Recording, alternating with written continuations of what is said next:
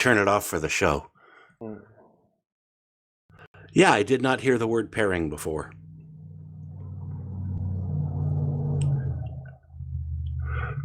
Leo, you're here. How's Leo stream? So he might not hear us. Oh, well, Leo, you're not here.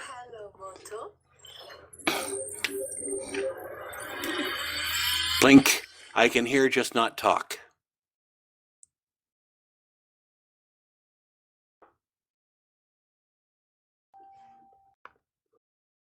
Okay, phone is on.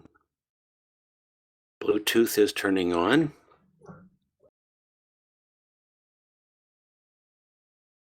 Initializing is still doing the boot up.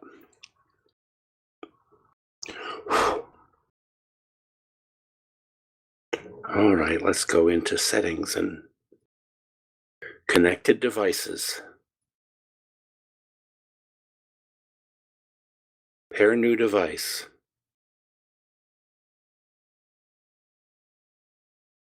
Available devices. Circle, circle. Method wireless. What is method wireless? Is that it? It shows a picture of a headset. Joe? It seems probable. Okay, I will probably select it then. Pair with method wireless. Allow access to your contacts. Connected. All right. I'll give this a go now, but not right now. I'll turn it back off. Stupid Google Assistant keeps trying to turn itself on. All right. I turn this off. Power off. I will go turn off the Bluetooth on the other thing. I hope we have a good show today. I don't know anything about the topic. It might be a little shorter, but it should still be good.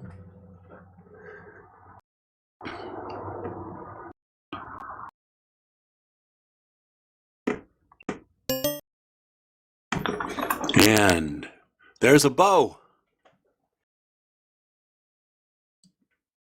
Hey, what's up? So what does Bo know?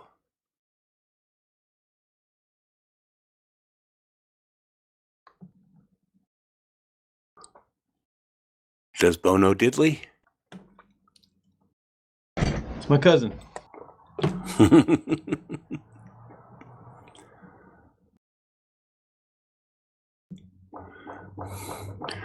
And I just added a paragraph on the Dresden stuff that we're reading now, Joe.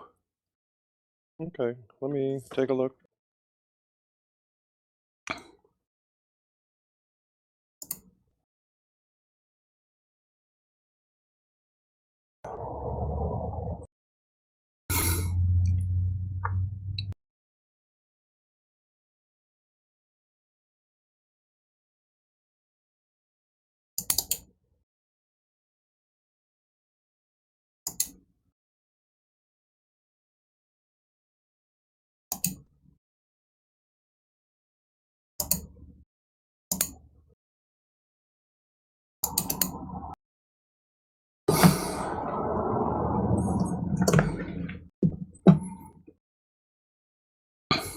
So has he jumped out of the truck yet? Or jumped out of the car yet? Well, we're to the point where the loop guru has just tore up the police station. And then he got rescued by Susan and Tara. And while he was out, he had a nice visit with himself. Okay. Then you're like right there. Yeah.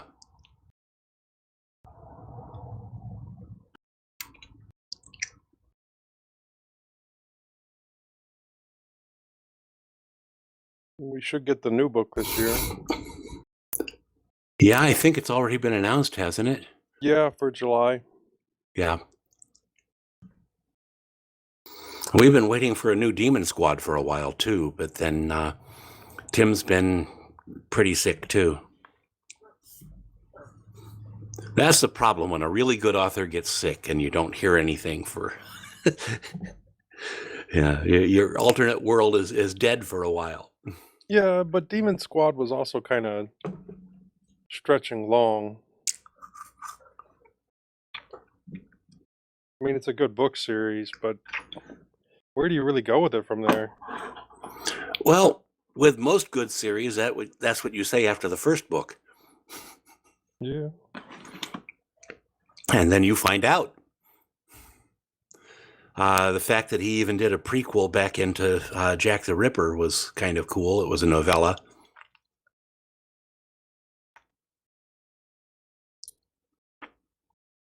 Gave you a little more time with just the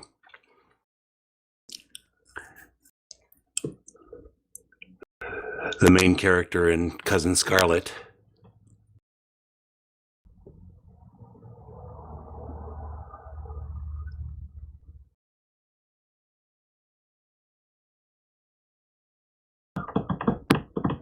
Frank, there we go. Brain not working too well. I had a very rough morning. I went out to work at Postmates, and they did not say why they issued me this debit card, and I did not have it with me, and so I had to come all the way back home, and by that time it didn't make sense to go back out because we had the show today. But it turns out that you need the debit card because the person orders the stuff from Postmates, pays Postmates, they put that money on the debit card. And then you go pick up the order and pay for it with that debit card. And I got all the way to pick up the stuff and it says, now use your debit card. I go, what debit card? Oh, shit. And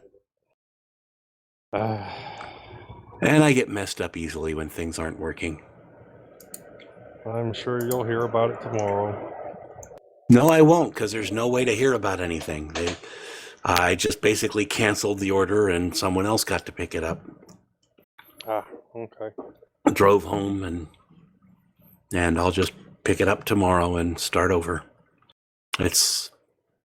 I have no idea how to contact anyone to say, hey, you didn't tell me what's going on. Why didn't you fix this for other new drivers? All right. I do not like Ubuntu Budgie for the simple reason that I can't seem to get the different workspaces to show up, and so everything's on the one workspace. What do you think about Bodhi? I love Bodhi. I love it to death. I still run it. It's on 4.1 right now. We just had a major upgrade in the background. I don't know if that gave it a new number. Cool. Um, Now, Bodhi is the minimal Ubuntu. It's Basically, you have it's to a add minimal everything to. Ubuntu. No, that's not it. Bodhi is the one that uses the Fork of Enlightenment as the window manager, called Moksha, and it's a whole different way of doing your windows. But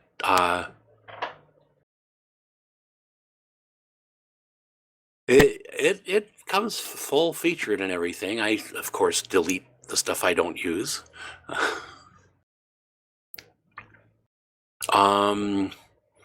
The one that is the most minimal of Ubuntu is Peppermint.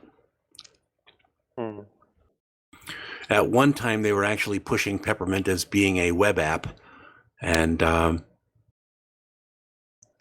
Mark Greaves, before he passed, and Zeb were trying to change that perception.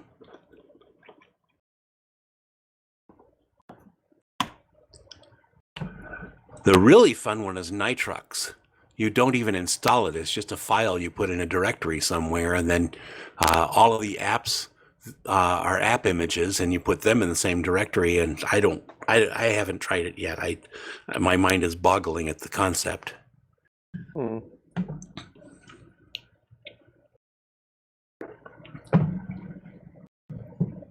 know, if you don't install it, what do you install?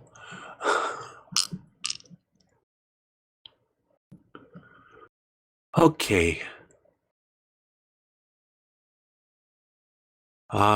We don't have Leo really yet. I've got my Audacity up. Ready. Bo's kind of quiet. I think Bo has a microphone issue and he has to turn it on to say anything. Are you guys hear me? Yeah, Yep. hear you now. Yeah, I was just playing with some settings on some things. Sounds good.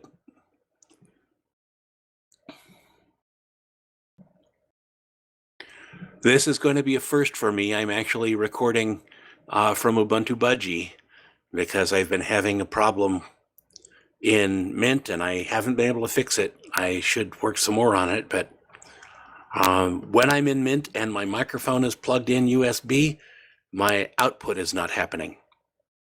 I have to use the microphone itself for output, and then when I have to manually turn the mic on and off, and it takes a couple seconds for it to come back on when I push it on.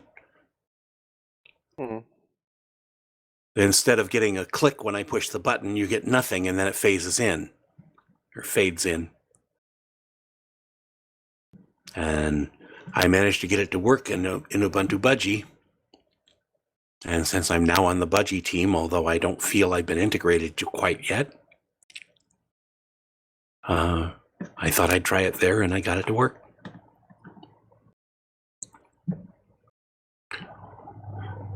So I'm mintless today.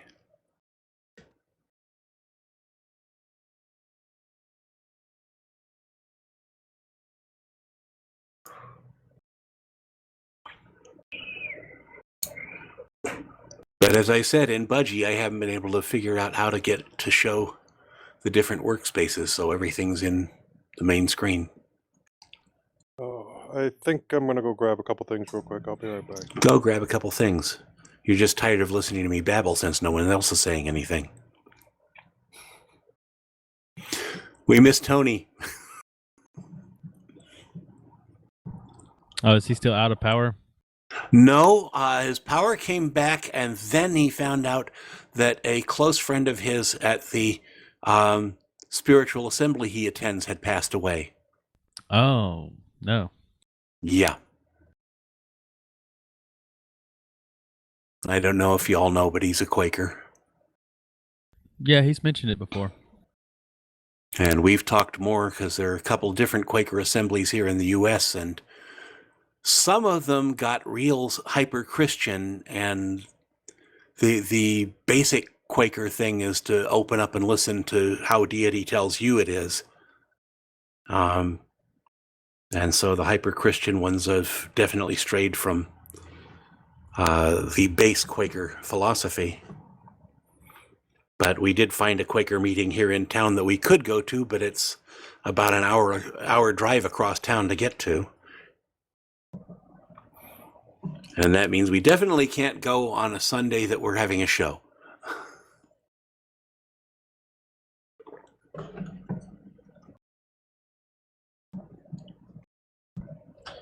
What time zone are you in, Moss?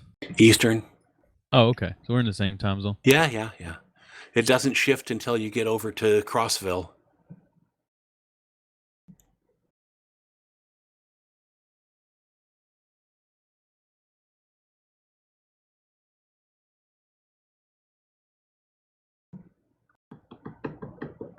I'll be right back. Okay, I'll sit here and talk to myself. Where are you, Leo? Where are you? Is that you, Leo? Here. Yeah. Oh, yay. Because Joe's off doing something and Bo's off doing something, and I don't like talking to myself. You're not talking to yourself. You're talking to the live stream. I'm talking to the live stream. Oh, you can't scare me. I'm talking to the live stream. Maybe that could work. I don't know. I think it will. You can't ghost me. I'm talking to the live stream. How are my levels? They okay? Your level sounds good. Yay! You've been hearing me talk about all my Mint and Ubuntu Budgie stuff. No, I've been I was funneling dogs. Funneling dogs. Yeah, so my older dog, he could just be wherever. But he's got loud nails. I'm trying to cut him back, but I don't want to hurt him or anything. Yeah. And anyway, so I don't need him running around the kitchen making click clack noises while I'm recording. And I have a younger Great Dane that he's maybe 5 months or whatever. So I trust him. But You sure he's a Great Dane? He might just be a pretty good Dane. no, he's a pretty okay Dane. Okay. I trust him, but not for 2 hours at a time. So yeah, he gets to hang out in the bathroom with a chew toy. Well, this could be a shorter show without Tony around. Yeah, I figure it will be, but We're totally Tony free this episode. We are no Tonys whatsoever. That's so interesting. It's so weird. And we're not joshing either. Yep, no Josh. So anyhow, I am having a problem with Mint. I thought it was a problem with my machine because it wasn't just with Mint at first, and now it just is with Mint because I fixed it and everything else. Which is that when I plug my USB microphone in, I cannot get output out of my headphone jack. And I solved that for the purpose of Distro Hopper's Digest by doing the output through the Yeti microphone. Oh, I'm plugging in some headphones to the bottom of it? Yeah. There was a problem with that because then I had to turn the microphone on and off, and it turns out that the Yeti has a feature in it that keeps you from hearing the mic pop when you turn it on by not popping. It actually fades in over a period of a couple seconds. Oh, and that's a problem when you're trying to talk at the time that it's fading in. Yeah, right. Yeah, you pop it and then you fade in, which I guess is fine. But yeah, if you want to get a point in, it's really hard to do. Yeah. So I did manage to get it fixed on Ubuntu Budgie. I did everything the same. I just got it to work. And I guess I need to go back over to Mint and see if I can get it fixed there. Yeah. But this is going to be the first episode I did not record on Linux Mint. Well, that'll be cool, though. We'll get to test it out. I mean, it's basically it's the same thing, Ubuntu Budgie. Yeah.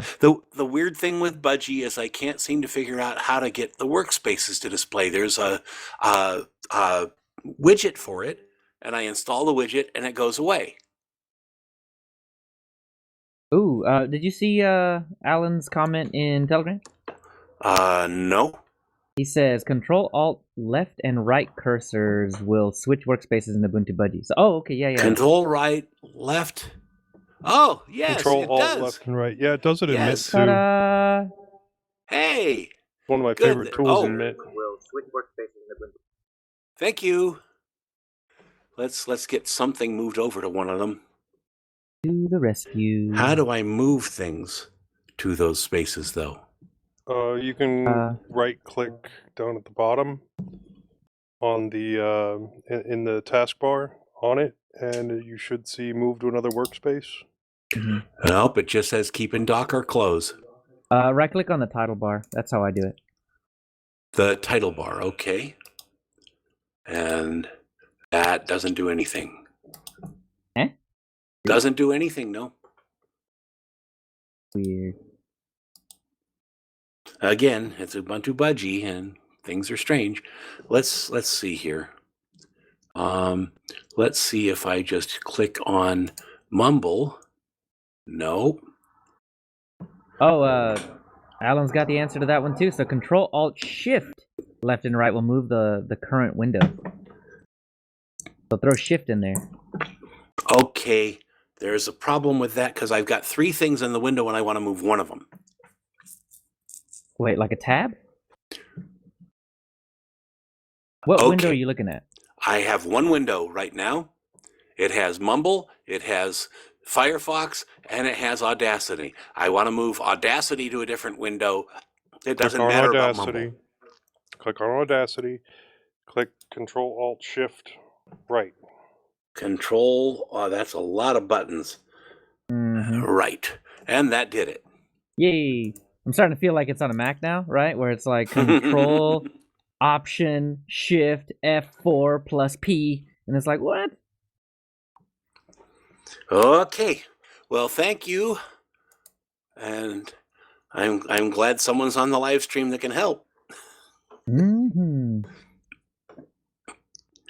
I don't know everything. Of course, now I'm on the Ubuntu Budgie team. I should learn more of these things.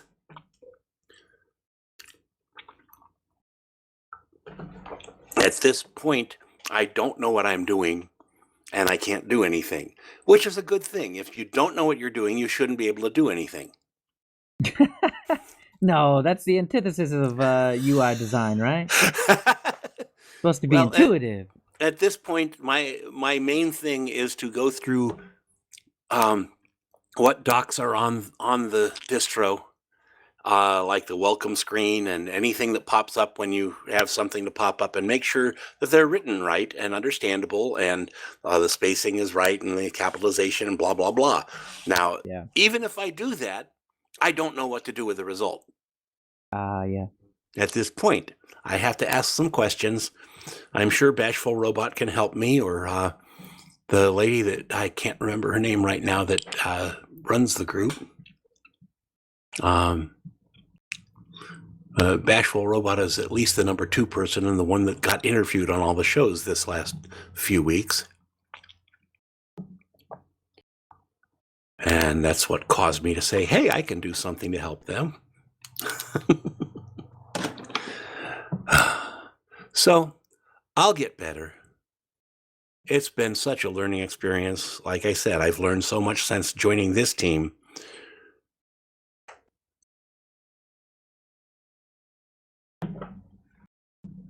It's an uphill battle. It's always an uphill battle. And then Bo's in his own uphill battle because we're going to talk about hardware today. That's right. Hey, You're back. It's the Bo show today. It's the Bo Show. did you see my script, Leo? Your script, I did not. Well, Is it in the notes? one of your predictions, it's there in the show notes.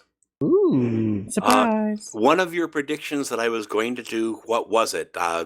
Did you say Arch or something? I think you said Gentoo Cast. Oh, yeah, okay. No, well, it's more likely going to be Budgie Cast. That's okay. Look, we still got, after February is over, we still got 10 months to get this figured out.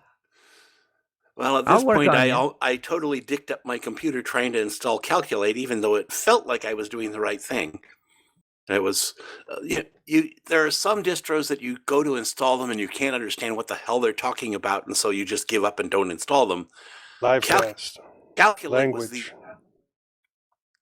was the opposite. I'm sorry.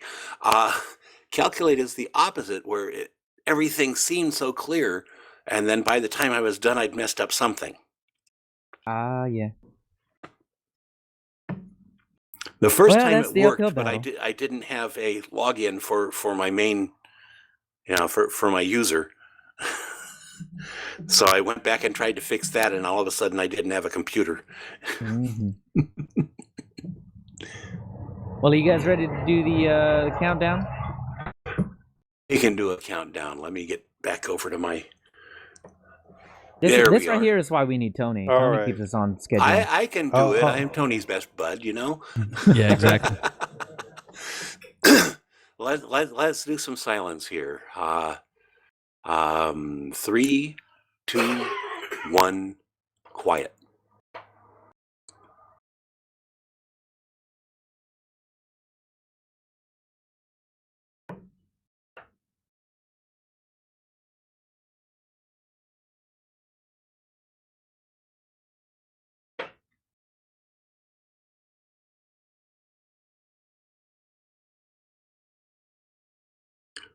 Everyone good with that?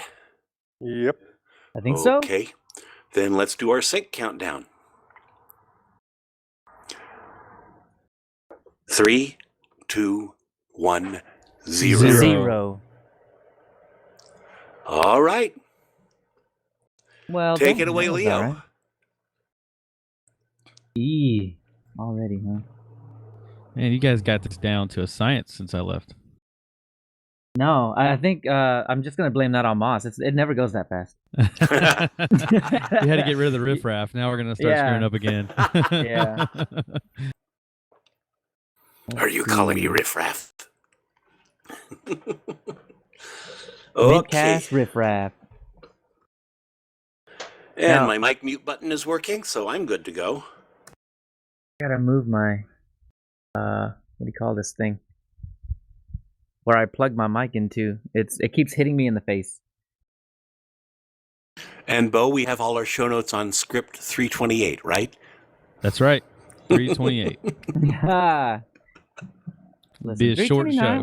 We could talk about 320. We could talk about it all again in 329. Yeah.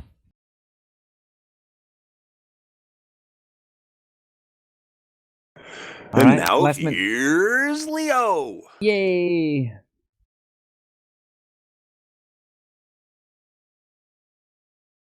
Welcome to mintCast episode 328. Welcome to mintCast episode 328.5. Livestream information is at mintcast.org/livestream. On YouTube, subscribe and hit the bell so you're notified of new streams and videos. We're in the mintCast channel in IRC at irc.spotchat.org. If you see something that you'd like to hear about, tell us. Send us email at mintcast@mintcast.org. Join us on MeWe, post at the mintcast subreddit, chat with us on Telegram, Discord, or post directly at mintcast.org. This is Leo, and returning today is Bo. Oh, man, it's good to be back. Also, Moss Hi there. and Joe. Hello. We're recording live on Sunday, February 9th, 2020. First up in our wanderings, Kernel 5.5 is the best and the worst thing for me. And I didn't even actually fill this part out. So, Moss, you're working on some Distro Hoppers Digest stuff. Joe is booking it again. And Bo, getting ready for a test. Then in the news, Linux Mint goes high DPI. Proton open sources its VPN. Kernel 5.4 makes long-term support waves. WireGuard lands in Kernel 5.6, and more. In security, your data is not safe. But we already knew that. Never in our is. intersection, it never is, ever. And in the intersection, we talk Linux and hardware guts. And finally, our listener feedback. Well, over this fortnight, I actually did do some techie things, and that would be upgrading to Kernel 5.5. I mentioned in the pre-show that it was like the best and the worst thing because I had some issues with it. So I installed Kernel 5.5 and it fixed everything. Like every issue that I was having, it just got fixed. I had tweeted about it because right when I upgraded to 5.5, I was like, well, everything seems pretty stable. Let me go play something. Fired up World of Warcraft and amazing. Places where I was getting something like 40 to 60 frames per second, I'm now I've got it limited, frame limited to 100 frames, and I'm just stuck at 100 frames all the time. Yeah. And Bo, I'm glad you're here because I think you're the only one that actually does games as well. Yeah. So you may be interested to know Kernel 5.5 is pretty amazing. So Bo what, Kenobi, you're the only one who can help me. so what kind of what implementation is new in the kernel do you think that's affecting the performance of games? So I think it's a mix, but Kernel 5.5, well, a few episodes ago, I guess, I don't remember if you were on that show or not, but I had upgraded from my 380X to a 5700 XT. I got that as a little early Christmas present. And Nice. yes, and it was pretty fine. To be honest, in Linux, I didn't see the huge frame rate spike or plus that I was kind of expecting, but in Windows I did. So I was happy with it overall. Wasn't happy that I had to move over to Windows in general to actually get my gaming done. But with Kernel 5.5, I'm now seeing, and I mean, without exaggeration at all, about 5%, within a 5% performance range of Windows. WoW does not play better in Windows than it does in Linux anymore. Because with the 380X, I was seeing, I don't know, I mean, maybe 20% or so. But once you saw anything kind of like particle-wise, so like smoke or, really thick spell effects or anything like that, I would really see the frame rate drop. Now, I still see some drops, but not nearly like I was before. Yeah, I'm experiencing a similar problem right now in Elder Scrolls Online, and I'm not on 5.5 yet. But it's exactly what you're describing, like particle effects and things like that. It seems to render everything else fine. But if I'm in a large party and everybody's casting a bunch of spells, there's a lot of different particle effects going on, and it just doesn't seem to handle the frame rate of that. So Yep. I'm gonna have to give it a shot and see if it improves. But you're on an NVIDIA card, yeah? I am. I'm on an NVIDIA card, and what else is weird about my problem is it ran. So I'm running under Proton, and it ran perfectly fine. Probably 2 or 3 months ago, and then there was some update. The games had updates, Protons had updates, and I've had kernel updates. So I don't know which could be the culprit, but there has been recent updates this problem just appeared in the last couple of months. Oh wow, yeah, and this is actually kind of what I was experiencing as well, because this is kind of the worst part of kernel 5.5. But yeah, so particle effects. Yeah, definitely try out kernel 5.5. That may fix some things for you. But I forget who it was on the show that was talking about being afraid of upgrading the kernel because NVIDIA didn't like it or something like that. I think it was Tony. No, actually, it was me. Oh, really? Oh, okay. And that was what kernel 5.3 caused. I was worried about it causing issues with my NVIDIA drivers because of all the work that I had previously done to get them to work on the older kernels. I see. So I mean, like, does it have to like recompile things to make stuff work, or what's the deal with that? Well, I had done a bunch of the workarounds that you could find online, and from what I understood, 5.3 had it already built in, and I was worried about conflicts. Interesting. Okay, because I don't know. I've been pulling out old kernels, adding new kernels, and just kind of going back and forth between them all, and I haven't had much of an issue. But then again, I We've think you're on also, NVIDIA as well, right? yeah, we've also Yeah. had a couple of people mail in that they had problems with their NVIDIA cards when they upgraded to 5.3. Ah, okay. All right. That's where a lot of that's coming from then. Yeah. I don't know. I guess I've just never had that issue because I'm running on an NVIDIA card, which uses Mesa. That might be it. But the other point, the whole thing that brought it all crashing down was the fact that I'm on the developmental branch of Mesa 20. So there's a couple of different PPAs out there that you can get Mesa from, an updated version than what comes in 1804, and this one goes well beyond what is in any stable distro. It's Mesa 20. It's the development version, and I think the guy Oiboff, whatever his PPA is, he rebuilds it every 12 hours or something like that. And so, I mean, there's basically always an update in your updater saying you got a new Mesa, but most of the time nothing's actually changed. Well, I upgraded to kernel 5.5. Everything was great, and then maybe a day or two, like a week later, I upgraded to Mesa 20. Upgraded my developmental version of Mesa 20, and it broke everything. I rebooted, and all of a sudden, like, Mint doesn't have any hardware acceleration and all kinds of crazy stuff. So I did an upgrade to 5.5.2, kernel 5.5.2, and that was just security stuff and other fixes.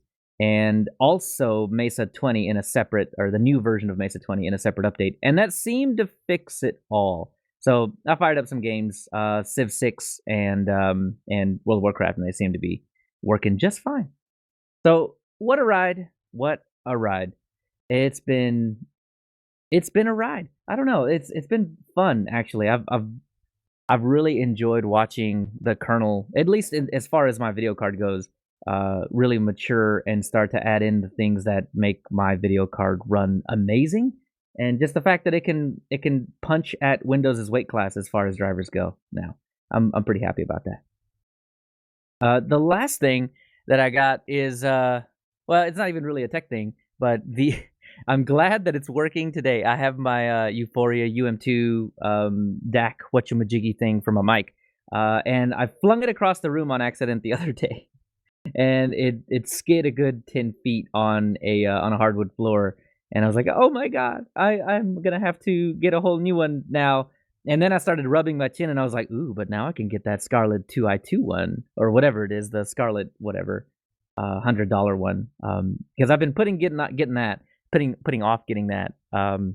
Because this works, right? It works just fine. And I didn't throw it on purpose. It really did slip out of my hands, but I was like, now's the time. It's the time.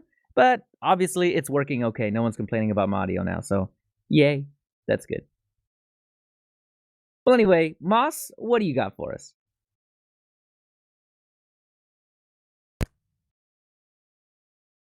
I'm totally out of it here. I'm hearing just from Leo, so I don't. No. Now you sound good. All right. So I've been sitting here trying to fix things, and they're not fixing. But anyhow, Oh, okay. now it's working, so I'm fine. Well, Distro Hoppers Digest has moved into double-digit episode numbers, with episode 10 recorded on February 5th. Download numbers are well above what we expected when we started this project. I'm getting my Galago Pro 2 reconfigured after the Mint crash. The actual cause was a Grub mess-up, but until I really learn how to work with Grub, it's just easier to reinstall. It's almost always easier to just reinstall. Anyone who wants to know what my current 7 installations are can ask me in Telegram. I'm not going to spend more time talking about that here. I installed OpenMandriva 4.1 on my Kudu, currently residing along with Farron OS and Ubuntu Budgie. It looks really good, but I still don't know the package manager and have no idea whether I can get Molvad on it. On February 3rd, I got word that I've been added to the team at Ubuntu Budgie. While this is exciting, and I've been added to the Ubuntu Budgie discourse and Slack, I still don't know how to actually do anything when I find something to fix. At any rate, Leo was wrong. My next podcast project will be BudgieCast. But your next project will be Gen 2 Cast. Yeah. If you want to believe that, go right ahead. You'll I'm be gonna keep just believing as it. right as you were for your predictions last year. Look, I'm just gonna tell you, I'm gonna believe it until January 1st of 2021, and then I'm gonna re-predict it again, and then I'll believe that until the next year. Okay, well, Archcast, Gen 2 Cast, you can, pick one out there. Voidcast, I don't know. I'm all on board for Archcast when you decide to do that. Well, my wife and I are getting deep into Full Moon, the second of the Dresden Files series. I read the graphic novel of it, and it hardly scratches the surface of the novel itself, especially the chapter where he is wiped out to the point of getting to talk to his subconscious self. Good stuff. Firecat has managed to get me copies of the rest of the books, so we won't have to stop reading just because I'm a pauper. Work is still being stressful, although I'm still employed. It would be more stressful if I were not. I keep getting ideas of how to move on into other work and keep running into the paper cut issues, which are bad enough to prevent me from moving forward with those ideas. If people really did want to move from Linux to Linux from Windows 7, I can't think of anyone better than myself to do those installations. But talking someone into hiring me to do that is an issue. I went out this morning to drive for Postmates, just another food delivery service, but one which averages more income than Grubhub or Uber Eats, and I found to my chagrin that I did not have one essential tool with me, and I'll keep quiet about that so I'm not any further embarrassed. And I had to drive home, and I'll just try it again tomorrow. And that's about it for me, Joe. What have you been reading? Well, a couple of good books. I found a copy of Demon Squad. It's a simple read and not for everyone, but I really enjoyed it. Did a lot of catching up on podcasts, and I wanted a quick read, so I also listened to one of my favorites, which is Ready Player One by Ernest Cline, and I know I've mentioned it before on the show, and I'll keep mentioning it because it's a really good book. If you didn't like the movie, give the book a try. If you did like the movie, definitely give the book a try. I also read the 3 Wax and Wane books from Brandon Sanderson, which is a continuation of his Mistborn series. I really liked the first 2 books in the series. The 3rd book isn't as good in my opinion, and the 4th book should be coming out sometime this year. I picked up a Pi 4 and a couple of Pi Zeros, and I'm still debating on projects for the Zeros, and I've been testing out the 4, but I want to save my overall impressions of that until a later date. Having been researching Pi projects, I think I like the project for multi-room audio, where they're all playing in synchronization. I don't know if I'll actually have a use for it, but it does seem like a fun project to try out. Plus, I have 3 Pi Zeros to try it out on.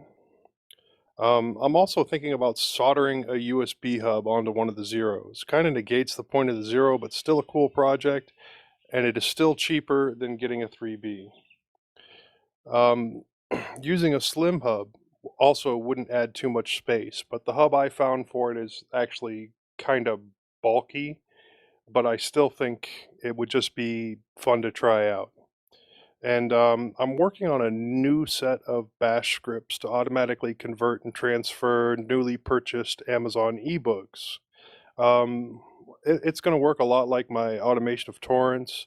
I purchase and download the book on any of my devices, and it moves it to a location on said device that uses Resilio Sync, automatically gets transferred to my server, and then that moves it to another location, and then the books get converted to either EPUB or Mobi.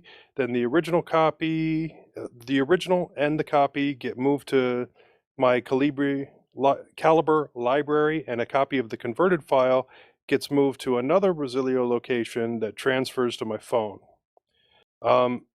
This then can be played using that voice aloud I talked about on the last show. In headphone news, I broke my second pair of Ear 4 Z2s. I'm not really sure how it happened. The things were just sitting on my desk.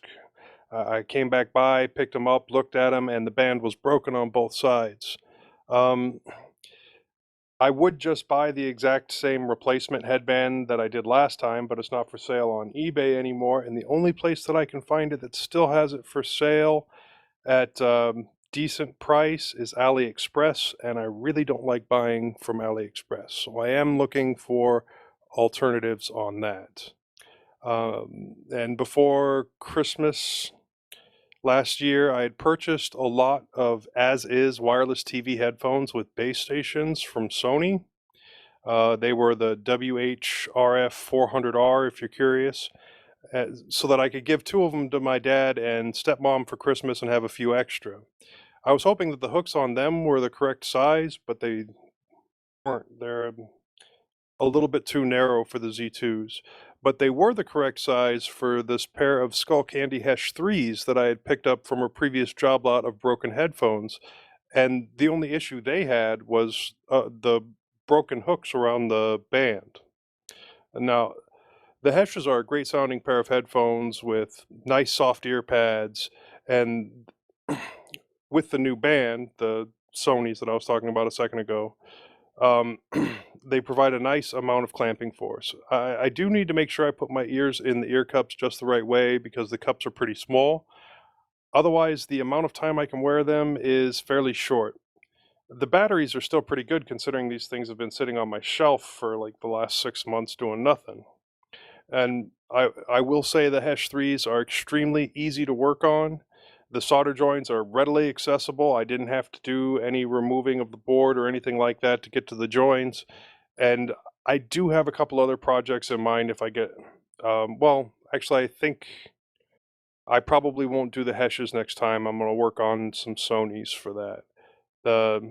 Also, the Sonys have extra cables running through the band, and I was thinking about seeing what kind of output voltage is in it and seeing if I could use the base station for the Sonys to charge the Heshes. But that's going to require a lot of time with a voltmeter to make sure I'm not going to fry anything. And now, with the Pi 4, I do want to mention one thing, kind of peripherally related. I had some networking issues out in my garage because the Wi-Fi adapter on the Pi isn't that good, and I'm pretty far away from my router. But I did try a couple other things to see if I could get it working. I tried an external USB for the Wi-Fi, and that really didn't help with the issues I was having. I tried a Wi-Fi router as a bridge, and that should have really been my best option considering it was the AC 1900. It should have been able to connect to the Wi-Fi from the rest of the house and then provide data. But there was a reason I switched away from using that particular router because the 2.4 gigahertz range wasn't broadcasting at all anymore. So maybe it's got some further issues on the inside. More testing will be required to find out that. But I did bring back my power line connection, and that did clear up most of my networking issues with the Pi. That's really all I've been up to, other than wanting to do a project with some Sony. What is it? The XB650s. They look to be relatively difficult to work on, but I'm planning on making my own pocket Bluetooth headset adapter so that I can hook any of my headsets up to my phone without having to have the USB-C adapter, which a lot of them that you can get simply don't work on the Note 10 Plus. Well, that's all I Joe, got. have you considered using something like Unify, the Ubiquity stuff, access points? And I think No. TP-Link has like some mesh Wi-Fi things as Oh, well. yeah, but yeah. No, Yeah. I've got a whole box of those for the mesh Wi-Fi thing that I can do. What I don't like about them is they go out to the TP-Link servers eh, in order to be able to control your network. ew, okay, so Yeah. Unify then, because you run your own controller, and if you go whole hog Unify, you get the you want to get like the USG. What do you call that? I can't remember what you call that. Like something gateway. Oh, Unify Security Gateway is what it stands for. And that does everything, right? I mean, you've got you're replacing your router firewall. You get all kinds of cool stuff like monitoring and filtering and all kinds of awesome features, as well as the controller for the access points is built into that USG, so you control everything from one single panel. Right. It's And kind of nice. you can get the Asus 1900s for relatively cheap now. I think used you're looking in the $20 range or so if you can find them at that price. And Asus provides some mesh networking software, and you just flash the new software on, and you can make your own mesh network that way. But the only place that I sometimes have a problem with it is out in my garage. So I'd only need like maybe 3 of them. Yeah, they usually sell a 3-pack of the Unify things as well at a bit of a discount, but yeah, I mean you won't get them for $20 a piece, so definitely. Do you have any way of running a wire into your garage? Well, if I had thought about that in the past, but I don't want to put holes in my house at this time. And I have done things similar to that before, but the wife has discouraged me this time because I do have a box of Ethernet cable, and it would be possible for me to run Ethernet all the way out there, but she wants it done by a professional, and that I am not. I mean, you're a professional something. Yeah. She didn't specify. But yeah, so mostly the box of Ethernet cable gets used in various projects. I'll rip the wire out of the middle and solder it to various things. I still think you should have a YouTube channel where you talk about how you salvage all these sets of headphones. I think people would be interested in watching you do that. Yeah, I've been looking for a decently priced camera that would actually do well, and then I'd also have to practice up on video editing, and I'd want 4 or 5 videos in the can before I started putting them up on YouTube. And then the problem would be, once I get the 10th or so video out there, then, the 11th is going to seem like one of them. Yeah. I still think it would be interesting. Okay, so what have you been up to, Bo? Well, other than missing you guys, not really much has changed since the last time I talked to you guys. I was scheduled to do the LPIC 1 exam, and I think I was scheduled in like December or something, and it was just a crazy, who takes an exam in December? That was crazy of me to even think that was possible. So I rescheduled that, and the soonest I could reschedule it was April 1st. And so I've been in this long period now where I felt prepared to do the exam in December, And now so much time has passed, and I'm not gonna lie, I didn't study every day in that gap of time. So I feel like it's slipping away again, like I'm falling unprepared. So I'm back into study mode, trying to get ready for that exam. One of the things I've been doing to kind of familiarize myself with the different topics that you're supposed to know for the exam is manipulating text in the terminal. Using your classic programs like cat and join and sort. A lot of things I would do from an SSH window, and maybe cat a file or something, and then I would usually just copy what I needed into Microsoft Visual Studio Code or something like that, and then manipulate it there. But I've been like forcing myself to like just use the terminal. It's probably slowing me down in my day job, but it's helping me prepare for the exam, and so that's been a lot of fun. And I have found some cool tricks. Like I didn't realize that you could use Xargs. So you can basically, like, let's say you need to change every file in a certain directory. A really neat trick that I did was if you just ls and pipe that into Xargs, and then say chmod or whatever command you were trying to do, whenever it lists all the files and pipes those to Xargs will run the command individually for each thing that was listed. So lots of really neat little tricks that I think I was aware of but don't use on a daily basis. Wait, hold on. Don't you run Arch? Shouldn't you know all this? Right. Yeah, if you run Arch, you basically just only use a terminal with green text on a black background. Yeah, of course. So that's and true. you read the wiki for fun. Yeah, I've got the wiki in my bed sheets. Yeah, so I've been forcing myself to do a lot of this stuff, and it's really neat. It's really neat. Like, takes a lot of time, but it's really neat. Like, just when you discover little things, little tricks you didn't know.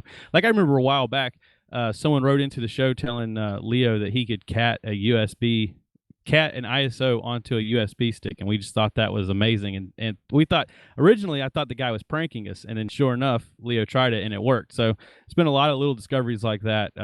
Just preparing for this exam. But outside of nervously preparing for the exam, I've been working a lot with AWX, which I think in the time period when I was last doing the show with you guys, I was talking about Ansible a lot, which I still love Ansible. It's still my go-to tool at work. But we started implementing AWX, which is basically a free version of Ansible Tower, and it allows you to manage playbooks and inventories and credentials all within a web GUI. So you can basically write a playbook, and then whenever you launch the job to run the playbook, it'll ask you for what credential you want to use, what inventory you're going to run it on, and it has really nice like GUI interfaces to manage all these things. And now I've never used Ansible Tower, so I'm not sure if it's like exactly the same, like one-to-one, or if it's slightly different. But AWX is really, really cool. I gotta imagine that it's as powerful as Ansible Tower. Leo, have you had any experience with Ansible Tower at all? Yeah, so I messed around with it for its trial. I think you're stuck with like only 6 devices or something like that, but it was enough for my use. Oh, okay. But yeah, as far as I know, AWX is just the open source version of Ansible Tower. So at the very least, Ansible Tower can do everything AWX does, plus a few premium features. Okay. Yeah, so my question to you, though, is how are y'all installing AWX? Because you can install it a bunch of different ways: OpenShift, Kubernetes, Docker Compose. What are y'all using? We have a Docker that's running in a Docker right now. And it at the time that we set up Ansible, we weren't using Docker. And so Ansible is like a local installation, but then our Docker installation of AWX is still able to see the Ansible engine. Very nice. Yeah. And it's weird because the Kerberos tickets still work. I don't know why they work, but those like if you have a Kerberos ticket on the system installation so that Ansible can see it, the Docker image also recognizes the same ticket. Yeah, well, I guess that's kind of the whole point of those tickets, though. Yeah, I mean, it works with everything, and as long as you can, you provide the hash of the ticket that you've got, you're good. I would assume. Yeah, I don't know. That stuff's super confusing to me, to be honest with you. But it works, and even if it's magic, I love that it works. But I thought it was interesting the way it does the credential manager. So if you're passing a credential to an Ansible playbook, so like let's say you set up a variable, and whenever you run your playbook, it's going to ask you for the variable, and then it's going to use that variable for the password. I'm trying to think of an example. Let's say you were joining something to a domain. That would require a password to do it. So if you automated that, at some point there'd have to be human interaction where you type in the password. So you would have to basically, one way of doing it, the way I know of to do it, is you'd have a variable for the password, and then when you run it, you'd have to put in the answer to that variable. And the problem with that is then your log files contains your password, like it contains whatever you typed in for that variable. Now Ansible has an answer to this. They have a flag that basically says to not log this task. But then you got the problem of, well, if something breaks, you don't exactly know why it broke because it's not logging that section of the task because it doesn't want to reveal your password. So AWX in this manner is superior because it just has a mechanism for putting in the credentials that does not require you to type in the variable whenever you run the playbook. So this keeps it out of your log file. So that's like a little detail to AWX that's been a dramatic change to my actual workflow. So little things like that, it's really neat. I'm gonna enjoy setting it up, and it's also neat because I can set things up for someone else to use. So right now, every playbook I run is basically designed to run from my machine, and I know the quirks of it. Whereas if you build it into AWX, you can give other people access to that, and it can be more uniform in the way everybody runs the commands. So it's pretty cool. Very cool. Well, I mean, now you got me curious about that whole variable thing. So the variable has to be filled somehow. Is it pre-filled and just asked? Okay, so how is it pre-filled? So the way it works is in AWX, you pre-fill. They have a credential manager where you can pre-fill different passwords. And AWX doesn't actually know what the password's for. Like whenever you put in a password, you name it something, but that's just for your recollection of what it is.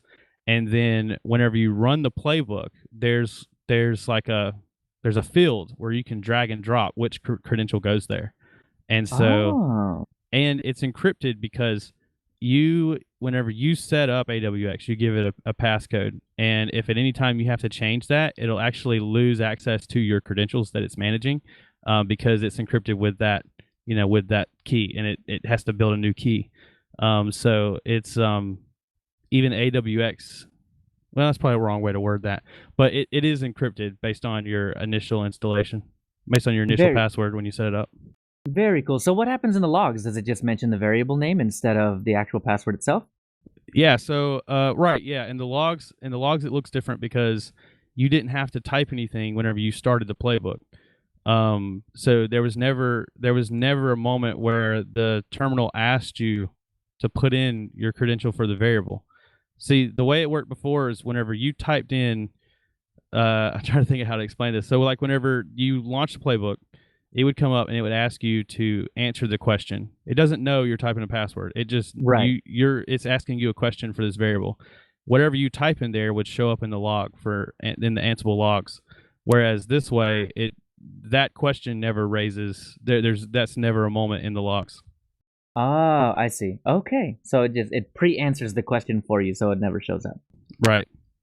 Interesting. Very cool. All right. Well, that was way too deep divey for wanderings, but I just thought it was neat, and it's just one of those things where, like, I was doing something a certain way for months and months and months, and then there's just this slight tweak to this technology that basically changes the way I use it every day. So I just thought it was pretty cool.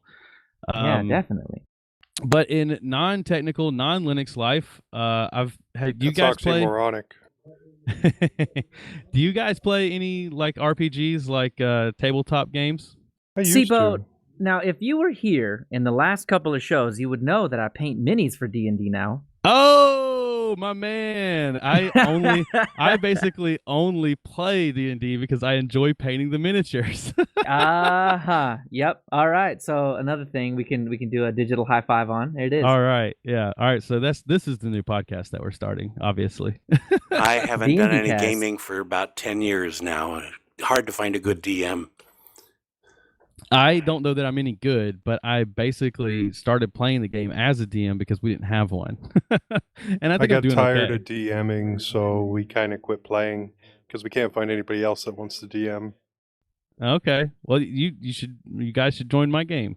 So I'm playing a game in person with my wife and a few of her friends, and it's Dungeons and Dragons, and we're just playing through right now we're just playing through the Lost Mines of Foundelver, the starter set it's the first starter set that they released a couple years ago, and then there's the new starter set that we're going to do after that. But I've also started playing Star Trek Adventures RPG, which is based on the 2D20 systems by Modifius. And it's obviously set in the Star Trek universe. And me and my co-host from ECN Radio, we have done some test plays now with some friends of ours, and we're going to start a podcast basically recording those sessions.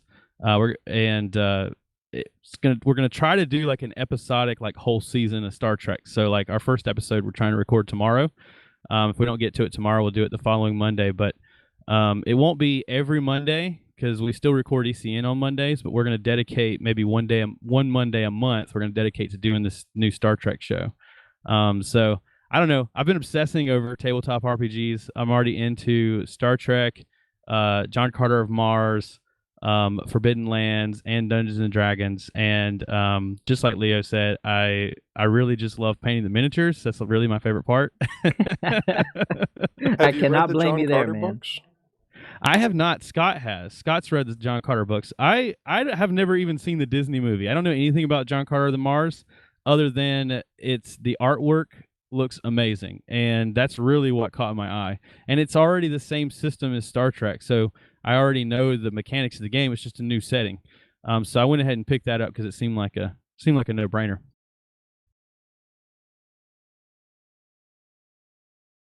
Here's So, a yeah. dumb question. Has anyone turned on the mumble recording? Oh, would be a we nope. missed something. Yeah. Look, guys, we're just gonna wing it, and hopefully nobody's Audacity dies. And if it does, well, I guess you weren't here my today. computer is not doing the best job of keeping up. So far my Audacity is good, but my mumble room hasn't been. I've had to restart it once. So. Boy, well, I had a take very rogue special application that kind of locked up my desktop a little bit a minute ago. As a matter of fact, I had to SSH into my laptop from my phone and do a sudo kill-all.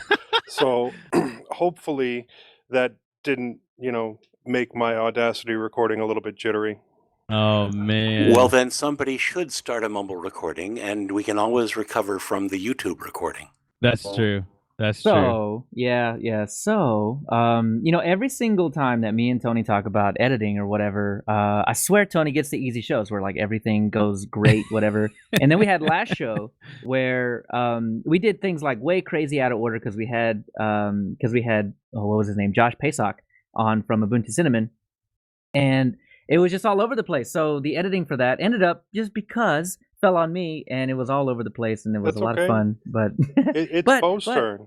What I was gonna say was, Bo, you said it. You said it before you knew, and now it's too late. Well, I would turn on the mumble recording, but since my machine's already messing up, that's not a good backup. Yeah. Well, I mean, again, we can always use the YouTube stream if we have to. And I'm using the Flatpak, which one of the things about the Flatpak is that it won't record the audio for some reason. So I think I might not be the best choice for backup recording either. Hey, we make really good decisions on this show. Yay, Joe, you're the man. All right, cool. Because I had never done it. I was going to have to ask you guys how to start it. Yeah. The big red button. Oh, there you go. See, that's too intuitive. That's it. Yeah, I See, this still is haven't found out how to turn on my chat window there, so I've been talking in Telegram all this time. Oh, I see. That's why you were there. Okay, that makes sense. All right. Well, yeah. Now that you know all the inner workings of how this show doesn't work, we can move down to the news.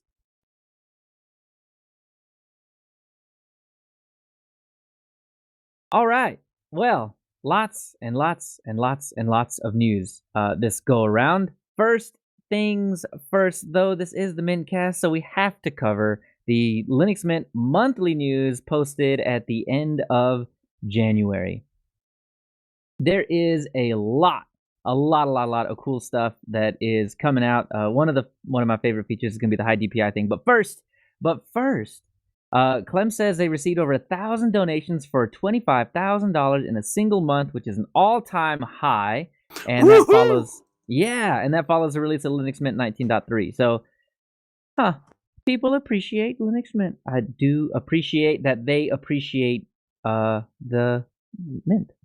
Yeah, that was totally planned, right?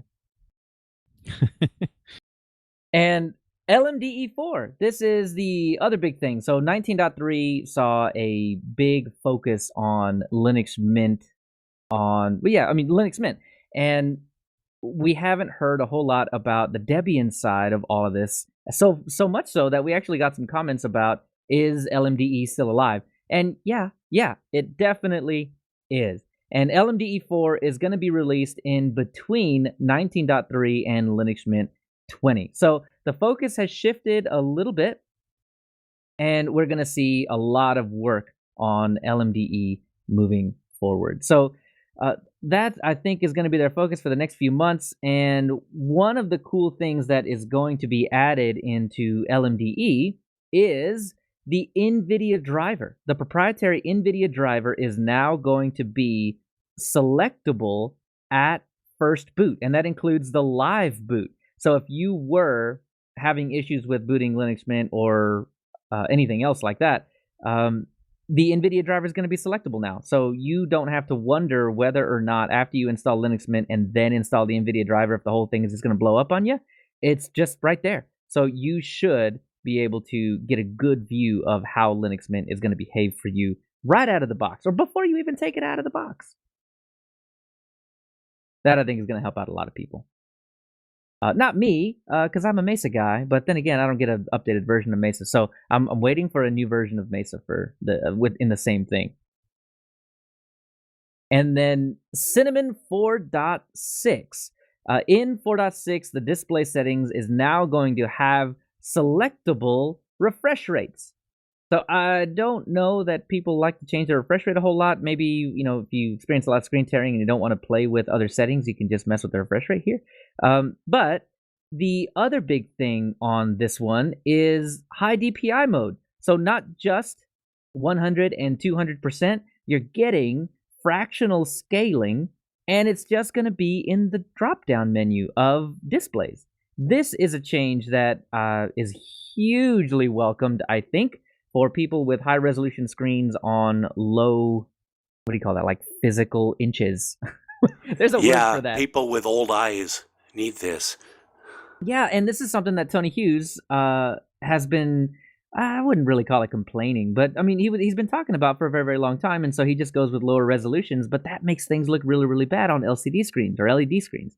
So this is going to be a way for him to actually get much bigger everything without having to deal with worse blurry. That's just not good. It just does not look good otherwise. Hey, Ma, we can go back to using Mint now. Yeah, that's fantastic. And, I think this is going to be one of the things that come out in Mint that I'm not positive GNOME is going to have built in without having to jump through hoops. You can do it in GNOME. There is absolutely ways to do it, but the way that you do it is you either go grab dconf editor and then make a bunch of changes, which is, if you're familiar with Windows, this is like a registry editor. And, putting wrong things in there is probably not going to end well for you. And the alternative is running a gsettings set command in the terminal, which I don't know how many times we've said, don't just go grab random commands from websites and paste them into your terminal and hope for the best. You actually have to know what it does. And well, this is one of those things that it's really hard to understand what it does. And on top of that, the G settings feature itself is an experimental feature, which not saying that it's not in Cinnamon. It'll just be selectable without having to jump through all those hoops. So, yeah, good stuff. Good stuff. And lastly, the Mintbox 3. Those are now available from CompuLab if you're from Israel, or I guess would be able to get it quicker from Israel, or Amazon in the USA. So, yay, Mint boxes. I don't think I can afford one, but I don't Yeah, think if someone those would boxes, donate one to me, I could get it. Yeah. yeah, I don't think those boxes were meant for me either. Those things had some really hefty hardware. And next up is MIDI 2.0, 32-bit up from 7 bits. Moss, what about this? What's going on here? Well, you see, there was this funny thing that was created in 1983 called the Musical Instrument Digital Interface. And now that they had 1.0 for 37 years, we finally get a 2.0. And the difference between 7-bit and 32-bit is a huge difference. It gives a whole lot more that they can do with it. MIDI is currently at the core of music making in the entire music industry, with the possible exception of classical and acoustic, which doesn't use computers at all. But we now have 2.0. It's going to really be a big difference. Yeah, I think the coolest thing about MIDI was that you didn't actually get a song. It's not like MP3. It's actually just instructions for the computer to play the music. So think of it more like MIDI is like sheet music, whereas MP3 is the whole song.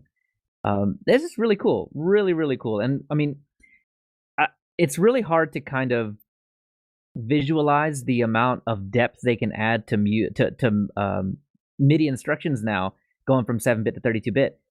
Because like we don't really deal in powers of 2 a lot.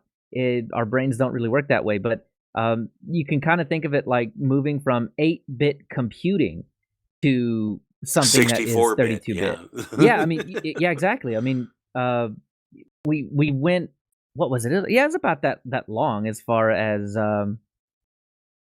moving from computers and getting those updates, like going from 8 to 16-bit to 16-bit to 32-bit, and just the amount of stuff that we were able to do at that point. That might help you visualize what we're dealing with here. But the instruction set is huge now compared to what it used to be. Yeah, if you can remember what you had with that old IBM 5150. And something like an operating system about 10 years ago. I mean, Wow, I've most got of a them were 30 32-bit-ish. megabyte hard drive. I'll never be able to fill this thing up. I've said that before. I had a 10 gig hard drive I was certain I would never fill up. And now Yeah. I've got terabytes of storage now. Well, there will probably be some paper cuts and hiccups, but it should take no time to get settled in, and we can listen to more digital music more beautifully than ever. Well, I'm waiting with bated breath for MIDI 2.1 for all those fixes. The next couple of news articles actually work in tandem, sort of. Kernel 5.4 has been labeled an LTS. I think Greg KH was talking about how one of the last kernel releases at the end of the year was going to be a long-term support release, but we never actually got official word on that until recently. And so 5.4, after 5.5 was released, was branded the LTS kernel. So this is one that we're going to stick with for, well, that the Linux kernel guys are going to stick with forever. And it turns out that that also happens to be the kernel that is going to be shipped in Ubuntu. So for those of you that are using Linux Mint 20 or Ubuntu 20.04 in the future, this is going to be the kernel that is shipped with all of those distributions.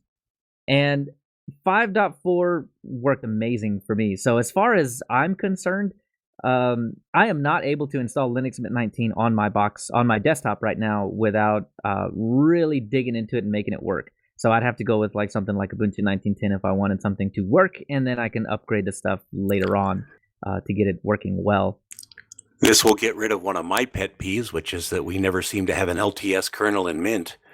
Yeah, I was going to mention that as well. I'm happy you're happy about that.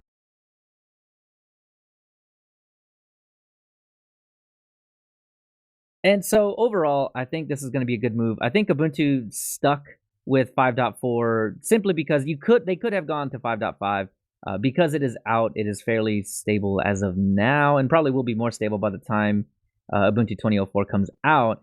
But I imagine it's going to be a whole lot less work to maintain the kernel if they stick on the LTS, where they have the backup of the Linux kernel guys actually working in tandem with them, instead of having to try and port all of the patches to 5.4 and 5.5. Well, just patch them all the way up.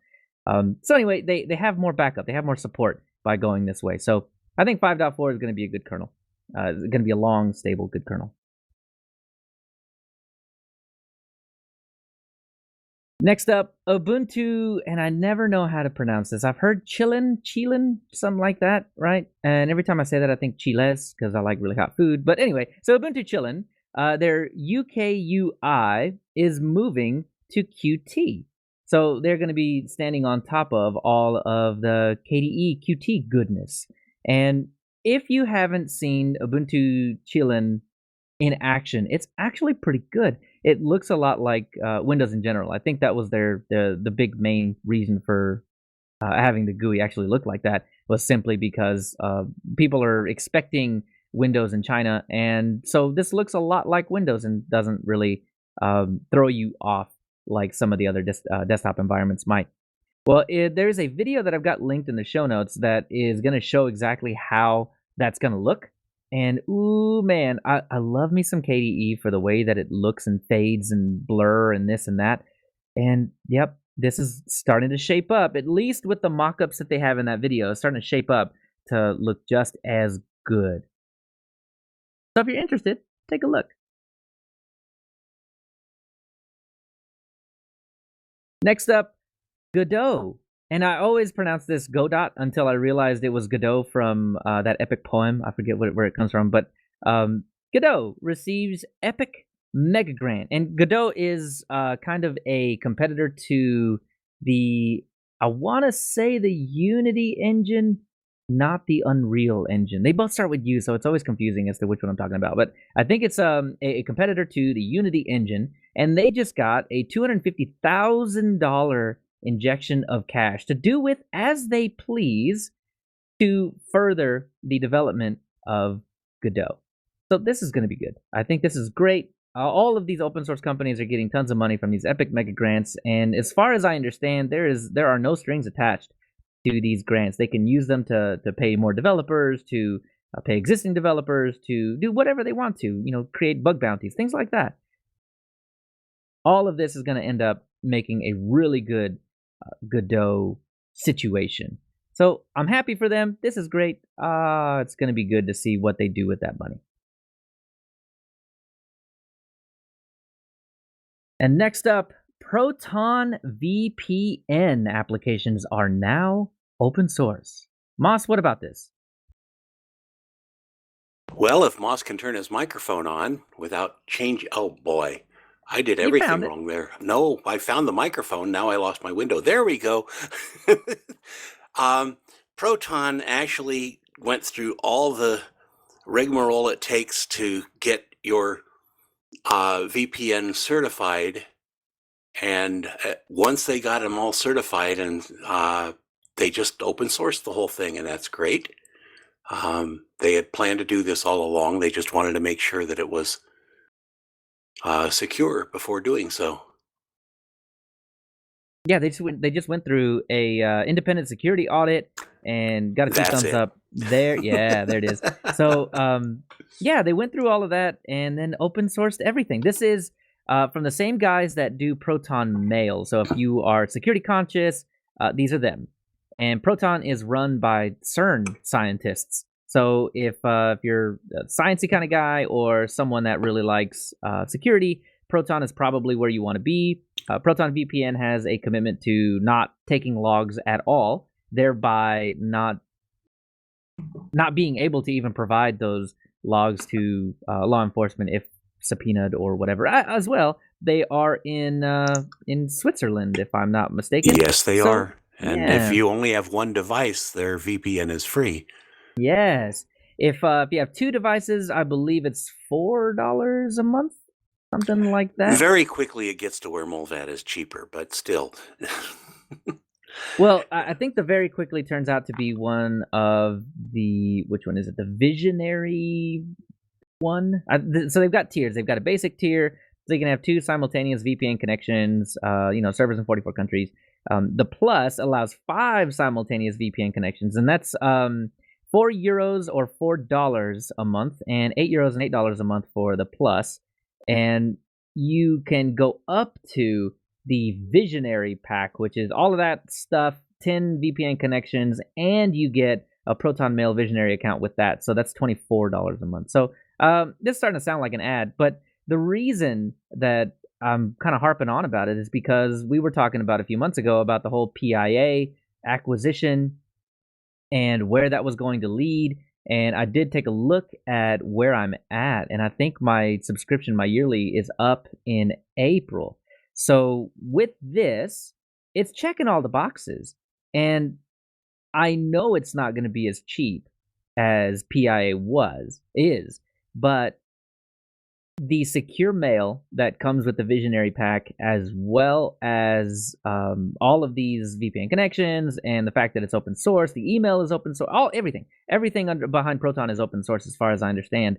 And the fact that it's open source, as well as all of the commitment to privacy and all this other stuff, is really making me think that Proton might be where I want to go. I know that there are other VPNs out there that have the commitment to security and privacy and all of that, but are they open source? And I mean, you can make that argument that PIA is open source as well. I mean, all they do is write a front end for OpenVPN, so OpenVPN is open source, but everything from front to back in Proton is open source. So that alone is really what's getting me there.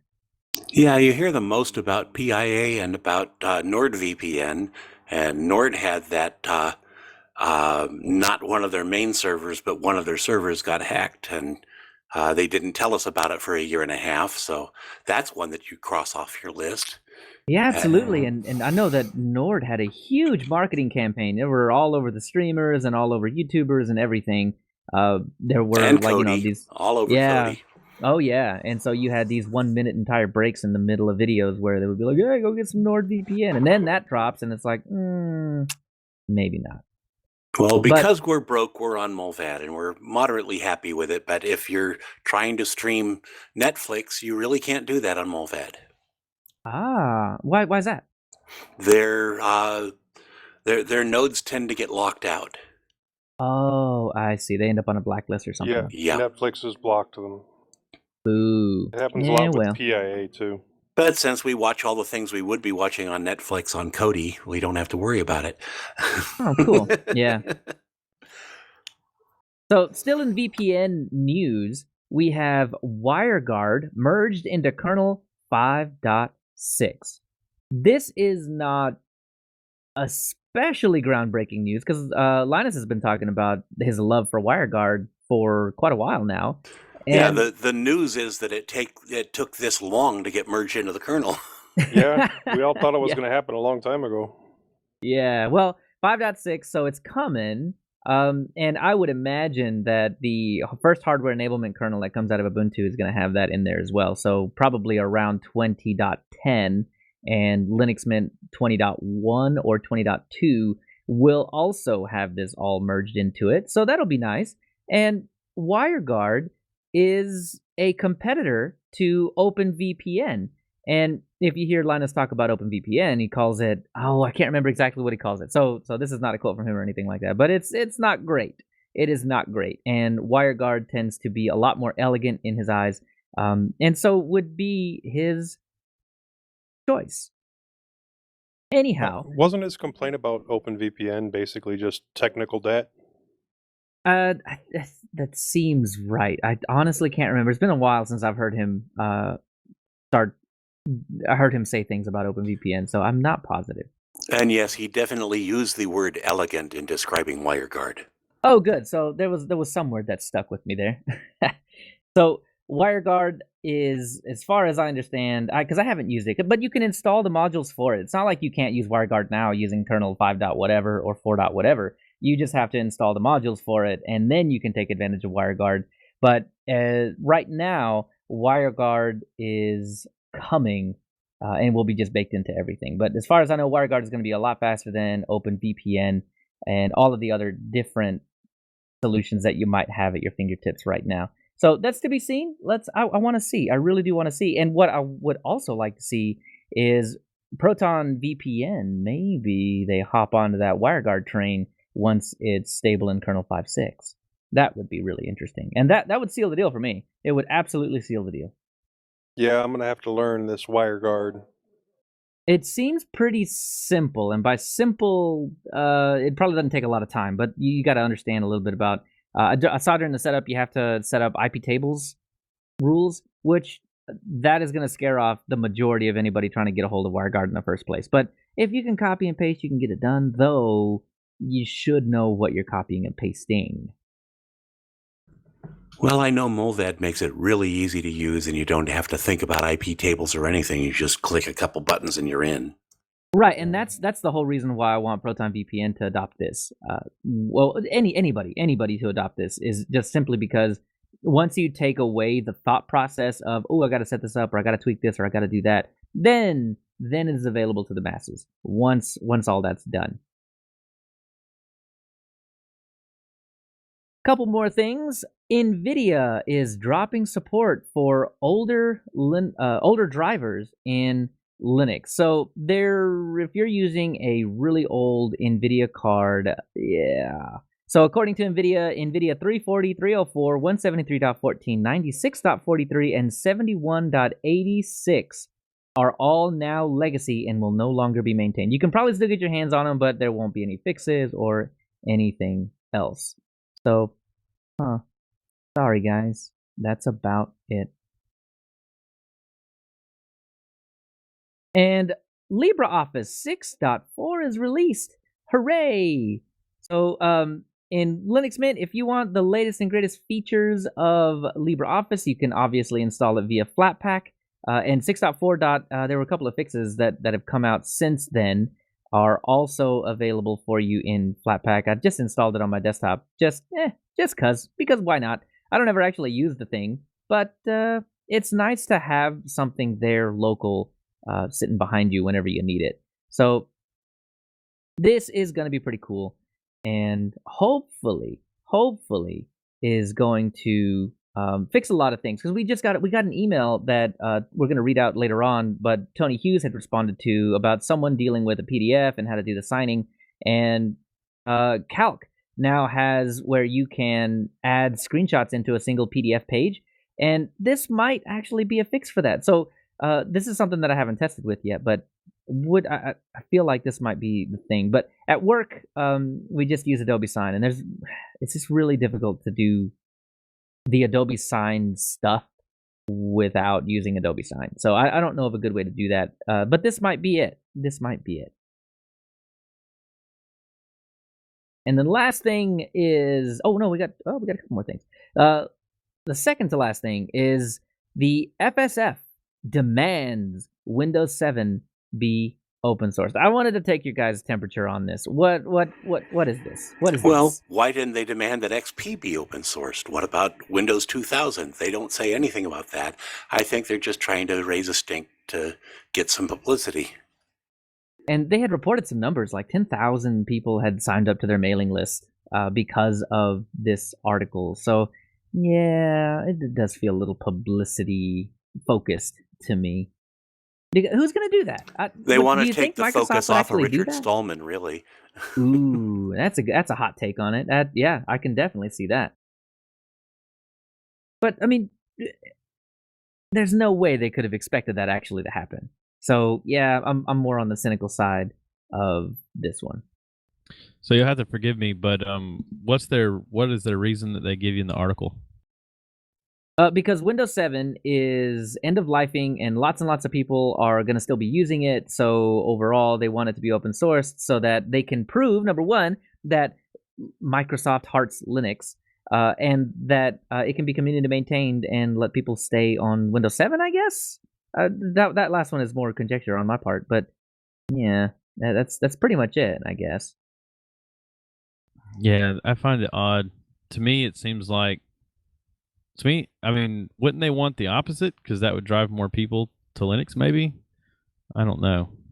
Yeah, Or may- well, I think it's kind of a statement, right? I mean, we know that Windows isn't going to do this, so if they demand it, that doesn't happen, then they can come back and be like, well, then, but Linux is open source, so just do Linux. Yeah, I could see that perspective. Well, also, the people that really would help would be the ReactOS team. Oh, true that, right? yeah, and if it were, then maybe that would help to improve Windows 7 like support on places like Linux Mint. So that would be another positive to it being open source. Because if we could see what Microsoft's doing, it could help us better what we're doing. They might do it with portions of Windows 7, but honestly, a lot of Windows 7 is probably in Windows 10. So Yeah, exactly. Well, That's a good their point. argument that, well, you open sourced your calculator code, I mean, that's just not the same thing, people. Right. Yeah, so here are the demands. It says, we demand that Windows 7 be released as free software. Its life doesn't have to end. Give it to the community to study, modify, and share. We urge you to respect the freedom and privacy of your users, not simply strong-arm them into the newest Windows version. We want more proof that you really respect users and user freedom and aren't just using those concepts as marketing when convenient. And they said they wanted 7,777 supporters to take a stand with us. And it seems like 13,000, as of right now, 13,637 people have signed the petition. So they're closing in. That's about double. Yeah, they're closing in on double. I like the statement. Yeah, I mean, I do too. But they just demand. I don't know. That kind of rubs me the wrong way. But I mean, we ask that Windows 7. We urge that Windows. I don't know. Yeah. Demand seems a little too far for me. But I get it. I get it. I could see that perspective on it too. But I think it really is. I think you hit the nail on the head that it really is more of them. Like they know that this is not something that's actually going to happen, but it sends a message to some people. So. Yeah, and so this isn't a Windows podcast, so this I guess I could try and throw it into the show notes or something like that, but this is just beside the point. Windows 7 isn't actually dying. There's a company out there, I think their name, or what they're calling the service that they're providing is called Zero Patch, or I think that's what it's called. But what they're actually going to be doing is taking, so you can actually pay for Windows 7 to get extended support, and what they're going to be doing is reverse engineering without copying the code for any patch that comes out, and then reissuing it for a fee, I believe, reissuing that to the wider Windows 7 community that is not paying for the extended support from Windows. So Windows 7 does get new life. And I think these guys have a free tier. So, I mean, they will offer this to you for free, but I think once you hit, and I think that's for nonprofits and for individuals, you can get this for free. So your Windows 7 does not have to die. And this is a really bad place for me to be putting that, right? Because we're supposed to be like, you should just move to Linux Mint. But Windows 7 doesn't have to die. And if you have stuff that's running on Windows 7 that doesn't run on Linux Mint, then, I mean, this is going to be something that you might want to take a look at. I believe it's called Zero Patch. I'm probably wrong on that because I heard it a while ago, or I found it a while ago. But either or, it's Windows 7 has life. Like I was saying, why do they draw the line at Windows 7? Why didn't they go to XP or 2000 or I want 3.1. Well, 3.1 probably should be open sourced. Yeah, gimme. 64-bit talk Windows to 3.1. They know what they're doing there. How cool would that be? Playing modern games on Windows 3.1? That would be hilarious. Well, I'm not saying this in any kind of support or, this is not pro or con to the situation, but I know that if they did open source Windows 7, Windows 2000, that they open source all these things, there's so many cases where companies would rather just stay and never upgrade and never move just they would there are places where things would still be running Windows 3.1 because there's so many companies out there are not willing to invest in the upgrade, and so the fact that they're not open sourcing Windows 7 and giving it a life cycle is the only reason why they're upgrading. Yeah, well, I mean that is to the FSF's point. One of their demands or one of their things was that they're forcing people to upgrade to Windows 10, and that shouldn't be the case. But I mean, I totally get it. I totally get it. Windows wants to, or Microsoft wants to move on, but unfortunately, that means that so do the users on those platforms. They have to move on as well eventually. And Microsoft does not want them to move on by installing Windows 10 on what they currently have. They say you need to buy a new computer now. Ugh, really? Is that really? Oh, yes, they're very public about that. They say Windows 10 will not run on most of your older computers, and it will not run right on the ones that it will run on. You should buy a new computer. Just remember that new computers are cheaper than the computer you just bought that you had Windows 7 on. Man, that's sneaky and underhanded. My cynical spidey sense tingles and says that every laptop that any manufacturer with Windows on it sells, Microsoft gets a cut because Windows 10 is shipped on it. So it is a money-making venture, but then again, I guess everything that Microsoft does tends to be.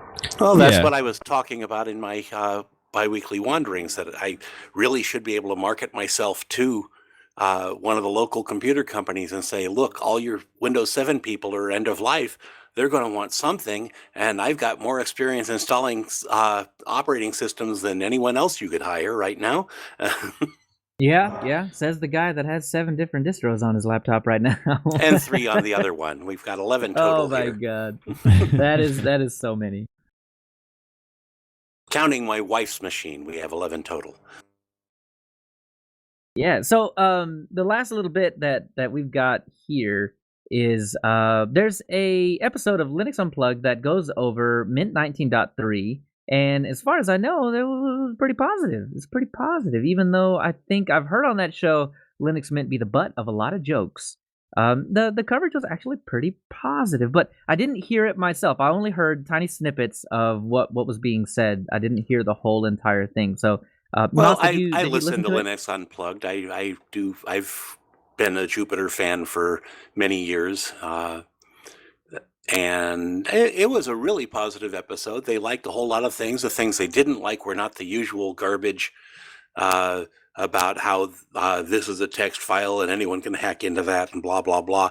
I know that Michael Tunnell on Destination Linux is still relatively negative. He says it's a really good system, but they've got all these things that are just not usable. Well, they used to say stuff like that on Linux Unplugged, and they didn't this time. So maybe they've looked at it more recently than Michael Tunnell did. They had some little negative things that were paper cut stuff. And they said, yeah, this is just paper cut. Unless you have this particular use case, you're not going to run into this. And they talked about all the friends' computers that they put Linux Mint on, or that it's not just a beginner's OS anymore. It's a perfectly good, valid operating system for just about anybody. Well, isn't that nice? I do appreciate them going over that. Yeah.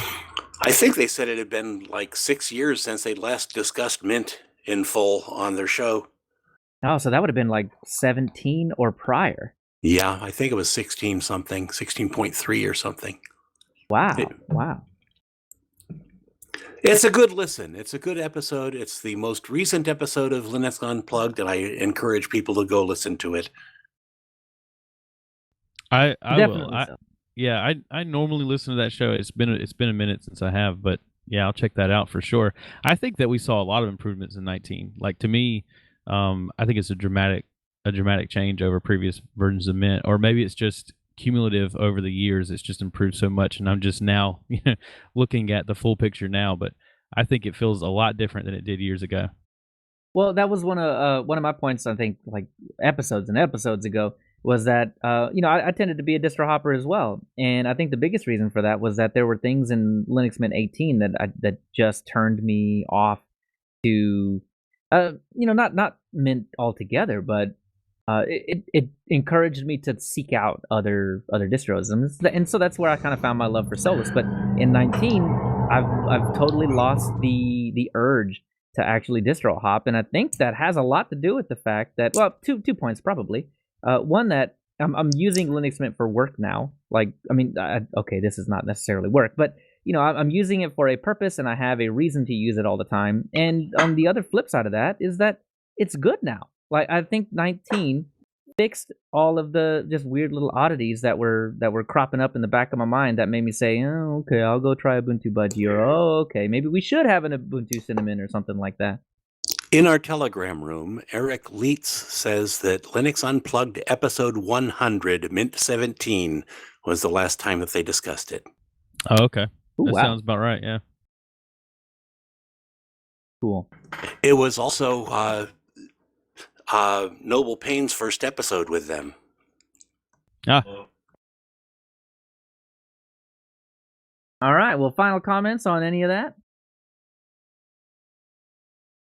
The only thing I want to add to the Windows 7 topic, I hesitate to because I don't want us to talk about Windows for the rest of the show, but It's going to be Windows Cast. they did, in their defense, they did offer like free upgrades for like 2 or 3 years to Windows 10. I mean, it was like a really long time. They said it was only going to be a year, and then they didn't see the turnout that they wanted or the adoption that they wanted, so then they extended it, and it felt like it just kept getting extended. So I feel like people that are on Windows 7 machines have either tried Windows 10 and discovered that all of some of their hardware may not have worked. Some of the drivers for their hardware did not get carried over to Windows 10, but at least they had an opportunity to discover that. And there's probably a lot of cases, myself included, where I was able to upgrade and then see that okay, it does work. So I think that we ought to at least give them that defense. From what I Oh, for sure. understand, you can still follow the free upgrade path. Yeah, Yeah, we're I gonna think get so. some. I guarantee you, we're gonna get some comments and mail about that, telling us that you can't do that. But we have, as recently as last show, Tony Hughes has helped people upgrade to Windows 10, and it activates. So, I mean, I get it. You could send the comments if you'd like, but it works. So I don't know what to tell you. For those of you who haven't heard the latest episode of Linux Unplugged, the episode number is 339. So it's been 239 episodes since they talked about Mint. That's weeks. That's weeks, everybody. That's a lot of weeks. Yeah, I feel like I have to defend myself because I just said something positive about Windows. But the last time that I ran Windows 10, I think I talked about it on this show because I installed it Was for that something. before or after you started running Arch? It's during the gap that I left you guys, the time period where I wasn't doing any episodes. I was really That's why you left. No, the thing that caught me right away was that I just felt like I didn't control like everything that you use, like your file manager, all those things. There's no choices involved. Like you just install and you use what they give you. And if you install something else, some third party, file manager or something like that, it's just like obviously it doesn't feel like you're engaged with your PC and making those decisions. And so for me, that's that was the biggest deterrent from Windows for me recently. Well, back when I bought that idea pad, it had Windows on it, and I tried it for a few minutes, and it was, as they say in the Army, a big Charlie Foxtrot.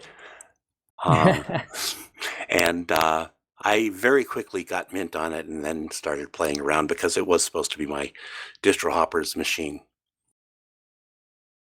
Yeah, I mean, I don't want to get on like the Windows love train or anything like that, but I use it all the time for work. I have to. It's just part of my job. And I mean, I totally get the desktop environment idea that it just is what it is, and that's it. You just get what you get. But I think a lot of us we like to tinker. Yeah. They For play sure, it on yeah. Linux Unplugged all the time. They have that Leo Laporte thing where they always have him saying, it's for people who like to mess with computers, right? So and I always feel weird saying that because I'm a Leo too. So yeah, that wasn't me. It really wasn't. But I guess it is. So anyhow, last comments? Let's wrap up Windows Cast. All right. So episode 2 of Windows Cast is going to come out in 2 weeks. But for now, let's move down to the security update.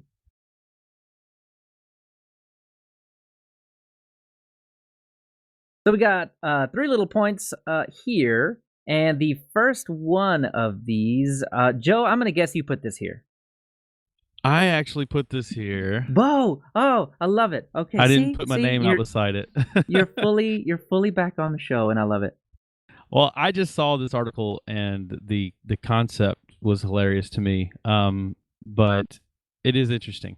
So this is from ZDNet, and they have an article up about a group of academics from Israel they demonstrated that they were able to steal data from a computer that was air-gapped, meaning that it wasn't connected to the internet. It was just a network, gapped from any other network. By they were able to adjust the brightness of the screen of the monitor in such a way that they could transmit signal through the lights changing in the LED screen to a camera that was pointed at the screen, and the camera is not air gapped. So basically, if they're able to own the camera, and somehow or another they have to own the computer, they would have to do that physically somehow, I guess. I mean, if it's not connected to the internet, then someone has to actually plug, a USB stick that's been infected with something, or I guess somewhere in the scenario, if someone were had physical access to the computer, then they could set this program up that basically makes the screen flash, and you can barely see the changes, and then another program somewhere else, in the world, is able to watch these flashes and then translate that to actual data. I just think the concept is just so it's just so like science fiction. It's so bizarre. It's like something they would do on Mr. Robot. It's wild. But if you really think about it, if you're able to hack into the camera system and you're able to hack into the computer, it just seems like this would be the hardest way to actually transfer. Like, if you have physical access to the computer to install the actual virus, then why wouldn't you just steal the data when you did that instead of installing this virus? But it's still a really interesting concept. They put this lab together to demo this. There's a video in the article that I linked to. They have like an infrared camera so you can see the flashing of the screen. And it's the first time I watched the video, I kept waiting on something to happen, and then I looked closer and I realized that the screen was flashing. It was just so subtle. Wow. Okay, and I actually forgot to put this in the security update because it actually affects Linux Mint and Elementary OS, but not Ubuntu proper. You were talking about the light changes on the screen and how you could figure stuff out, and that would actually be usable in a small way with Linux Mint, because we have what's called PW feedback, and that is whenever you're typing a password to the terminal, you see stars. That actually there was a flaw in that where you could do a buffer overflow and ended up just basically getting root, if I'm not mistaken. I'd forgotten about this, and so I forgot to actually read into it. But anyway, like, you could use that screen brightness to at least enumerate how many digits there were in your password, which then pretty much kills all the entropy of your password overall. So, I mean, if you know how long the password is, then you already have most of the information that you need to start brute forcing the crap out of it. And that is not a good thing at all. But, I mean, PW feedback overall is useful because some people just don't like the emptiness of when they're typing, nothing shows up on the screen. So Linux Mint has enabled that. And there was a flaw in sudo that allowed you to do the buffer overflow and steal info. So, by the way, yeah, in this security update, maybe you should go ahead and run your updates. There's going to be one called sudo in there. And I was talking to Alan Pope about it in Telegram, and it seems like because this is not a flaw in Ubuntu proper, it's only a flaw in versions of Ubuntu or Ubuntu derivatives that enable PW feedback, which is not Ubuntu proper. But this is basically, yeah, you just go update. You need to go update. This affects Linux Mint and Elementary OS. Something else in security, and sorry, I totally went off on a tangent. Yeah, I totally went off on a tangent on that one because it just totally popped up in my brain. I was like, oh yeah, totally forgot about that. But for those of you that use Google Chrome, starting with Chrome 83, Google Chrome will now block executables, that's .exes, .apks, from being downloaded from an HTTP source. Now that is probably not the biggest issue for most people because most websites have upgraded to HTTPS, though there are still some websites out there that are running HTTP. And if you download executables off of that website, Chrome 83 will now prevent you from doing that. Now, that is not it. In Chrome 84, they add archives to that list. No zips, no ISOs, no RARs, none of that. Then further, Chrome 85, documents. So PDFs, docx, those are going to be blocked. And in Chrome 86 and moving forward, image, audio, and video formats. So PNG, MP3, MP4, JPEG, all of that. So it seems to me that after Chrome 86, if your website is still on HTTP, the vast majority of the internet is not going to be able to get to you. Wow. So they are phasing out HTTP completely on Chrome. Yeah, they want it gone. They want it gone. Yeah. And I mean, what website is there that, well, I mean, I guess, straight up text blogs that have zero images whatsoever can still live. But every website that's HTTP now gets a warning, and that's every browser. Firefox warns on that, Chrome warns on that, everything warns on that. So you can keep your website HTTP, but man, you're gonna really have a hard time getting people to go back to your website, because every single time they go, it's gonna be like, hey, by the way, this website is insecure. And I think most people don't know what that means, so they'll just oop, get me out of here. No, I don't want to be here. Close this tab. Bye. Even though all it really means is that people can sniff your traffic, which, I don't know, for the amount of people that I hear over here talk about, oh, I don't have anything to hide, I don't care, they wouldn't care. But, that wouldn't be apparent in the "this website is not good" message that they get from Chrome and Firefox.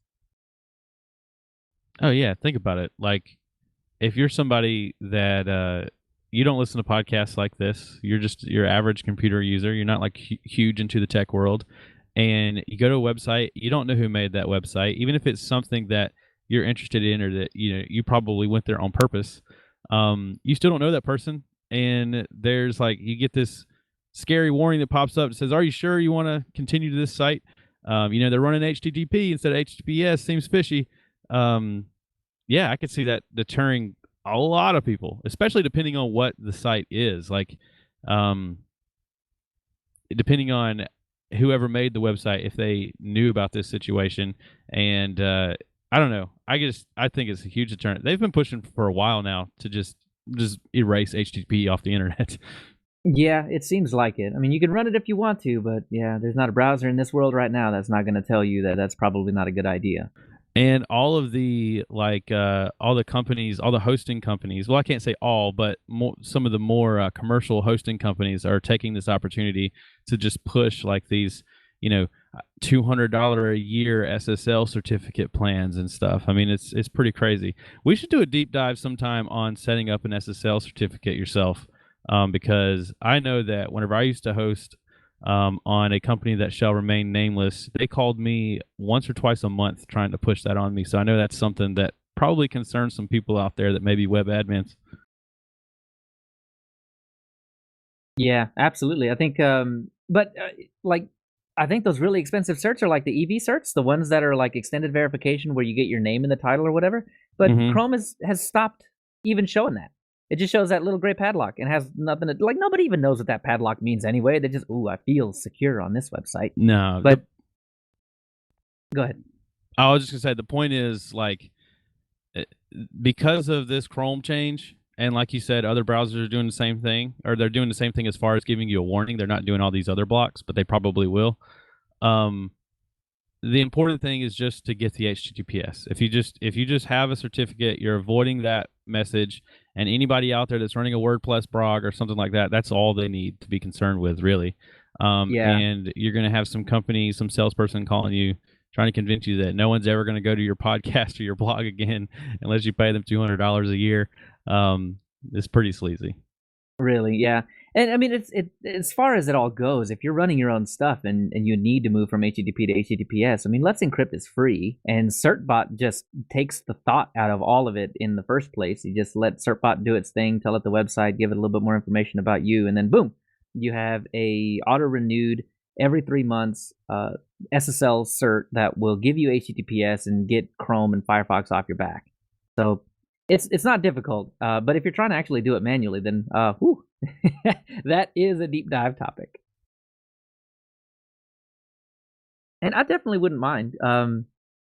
Cryptography is, I love reading about it. I mean, there's no way that I'll ever understand everything I need to know everything about cryptography, but man, is it really interesting. All right, so the security section is ended up a little longer than I wanted it to, but last little bit is cache out Intel flaw. Add another one to the pile. So we've been talking about Intel CPU flaws for going on 3 years now, and every few weeks it seems like there's another flaw in the actual architecture of Intel CPUs that allows stealing of information in some way or another. And here's another one. So it's got a funny name called cache out, but it actually is pretty descriptive as to what it does. It steals the level 1 cache from your CPU. And I mean, it doesn't just go in there and scoop it all out. There's actually a lot that goes into actually figuring out what is in L1. It is a lot more complex than I'm making it sound. And it's considered a medium severity vulnerability. So it's not like most people that are affected by this flaw will actually be affected by this flaw. A lot of people won't actually see any kind of negative impact on this. But yeah, just another one. And if you are running an unpatched Linux kernel, this affects you. So will you be hacked by it? Probably not. But is it something you should be aware of and probably just update your kernel next time you get a chance? Yeah, for sure. So you can track it if you want to. CVE 2020-0548. So just oh, I'm sorry. That was the second. There's a second part to this flaw. So the 2020-0549 is the security bulletin about this cache out flaw. So yep. We saw Riddle, we saw Fallout, we saw Zombie Load, we saw another and another and another and another, and we'll just add cache out to the list.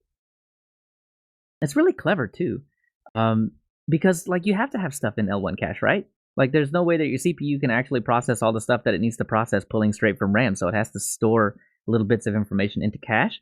So it remains fast. RAM is just not there. It's not fast enough. And you know, RAM is crazy fast, but L1 cache is much faster. And it's just really interesting now that no matter where you store your data, whether that's on a disk, on RAM, on L1, 2, or 3 cache, that we can get at it. People can get at it. And that is just a scary prospect. So if you're in the crosshairs of somebody, there are ways. There are ways to figure out what you're doing, all your credentials, everything. It's fun. Anyway, time to take off the tinfoil hat and move down to Linux innards.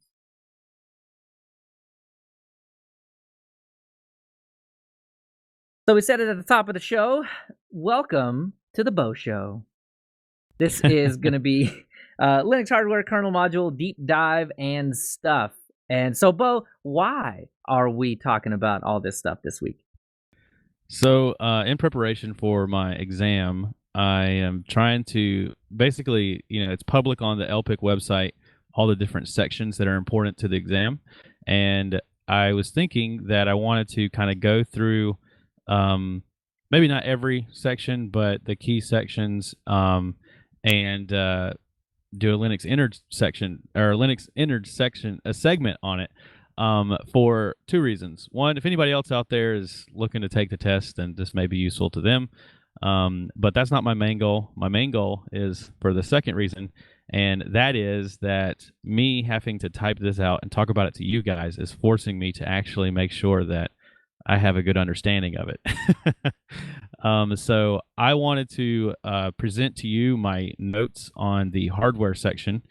And this all has to do with Linux hardware and kernel modules, and different commands that you might use to look at what modules are loaded, and all those sorts of things. And this will help me to bounce it off of you guys. You guys can correct me where I have a misunderstanding, and it will just solidify my understanding of it, so that whenever I walk into the exam day, I'll feel comfortable doing it. Awesome. I'm down for this. All right, so my first note here has to do with the dmessage command, which my understanding of the dmessage command is generally whenever you start up your computer, and if you're running an OS that actually reveals the initialization process, a lot of them cover it with splash screen now, but all of those steps that's happening as your computer boots, where it's saying that this hardware is being initialized by the kernel. All of these steps in this process, whenever you run the dmessage command, basically it's revealing those steps.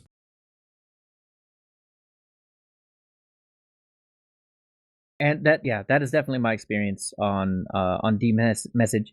And it turns out dmessage is really good, I think, overall.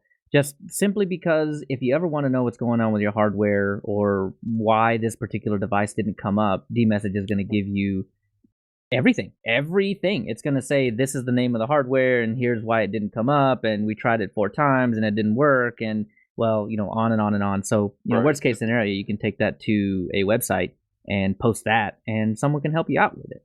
This is how you find out which of your drivers didn't load. Mm-hmm.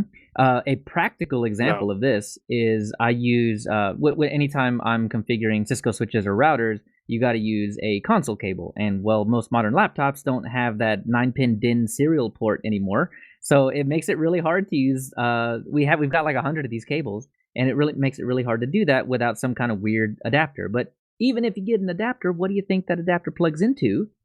USB. So. Right.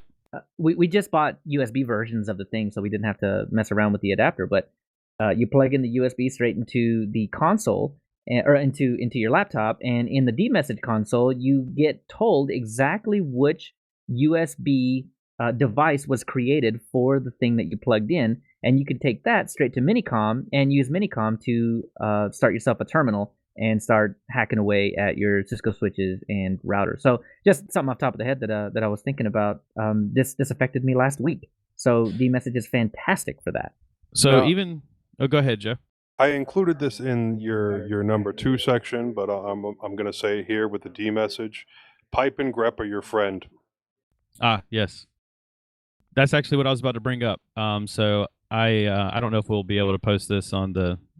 I don't know what I'm gonna do with this video, but I'm doing a screen recording right now as we're talking about this, and I did a dmessage pipe less so that I could look at it in the less command. And if I do a search for the word error, I can see that I actually have a lot of errors in my dmessage. And it is saying that ACPI error AE already exists during yada yada yada. So it's giving me some error that it wasn't able to read some object that my BIOS recognizes, but for some reason the kernel doesn't like it. So if you were having a problem with something, then you could pipe it into less and do a search for whatever device it was, Bluetooth or in your case your USB device. And theoretically, you should see, an error message here. Or if you do see an error message here, then that is that's a surefire sign that that's a good place to start looking. Is yours trying to load your graphics drivers twice or something? It could be. This is my laptop, so I'm not exactly sure. Hybrid graphics? It does have Then the hybrid graphics. There's probably a conflict between the APU and the GPU. And also notice the numbers on the left column. I'm not sure if this is important to the exam, but I know that that is basically the seconds since the computer's powered on.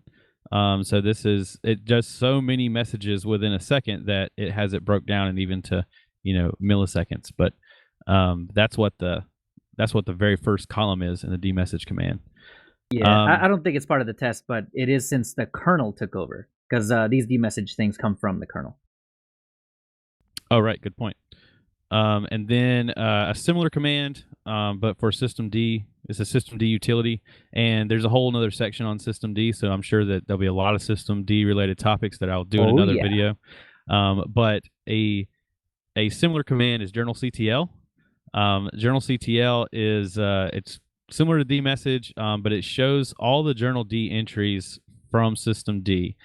So this includes things after your computer's booted. So it's not just the initialization process during boot, but in the same way you could do a journalctl, you can still use pipe and grep to find different entries in the printout that it gives you.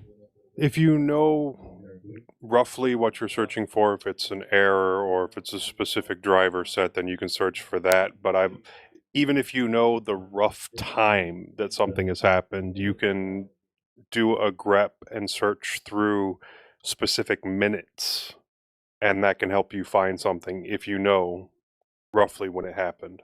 Yeah, and on top of that, journalctl actually has an option for that. I believe it's like since and then until. So you have to give it the actual like day and time and everything. But yeah, I mean, if you have a rough idea, just give it like the hour prior and the hour after, and then it will really pare down your log so that you don't have to spend all your time scroll. Right. I mean, like this is Tuesday. I know it was Tuesday. Let's just pare it down to Tuesday. You can do stuff like that, or force it to output to a file, and then that can make it a whole lot easier to search that specific section of file. Yeah, absolutely. I mean, grep you have to rerun a bunch, but I mean, Control F you could just do it on the fly, which is really nice. But another thing about journalctl is that since we were talking about dmessage, you can actually get dmessage messages through journalctl. You can do journalctl space -- dmessage or -k. So one or the other.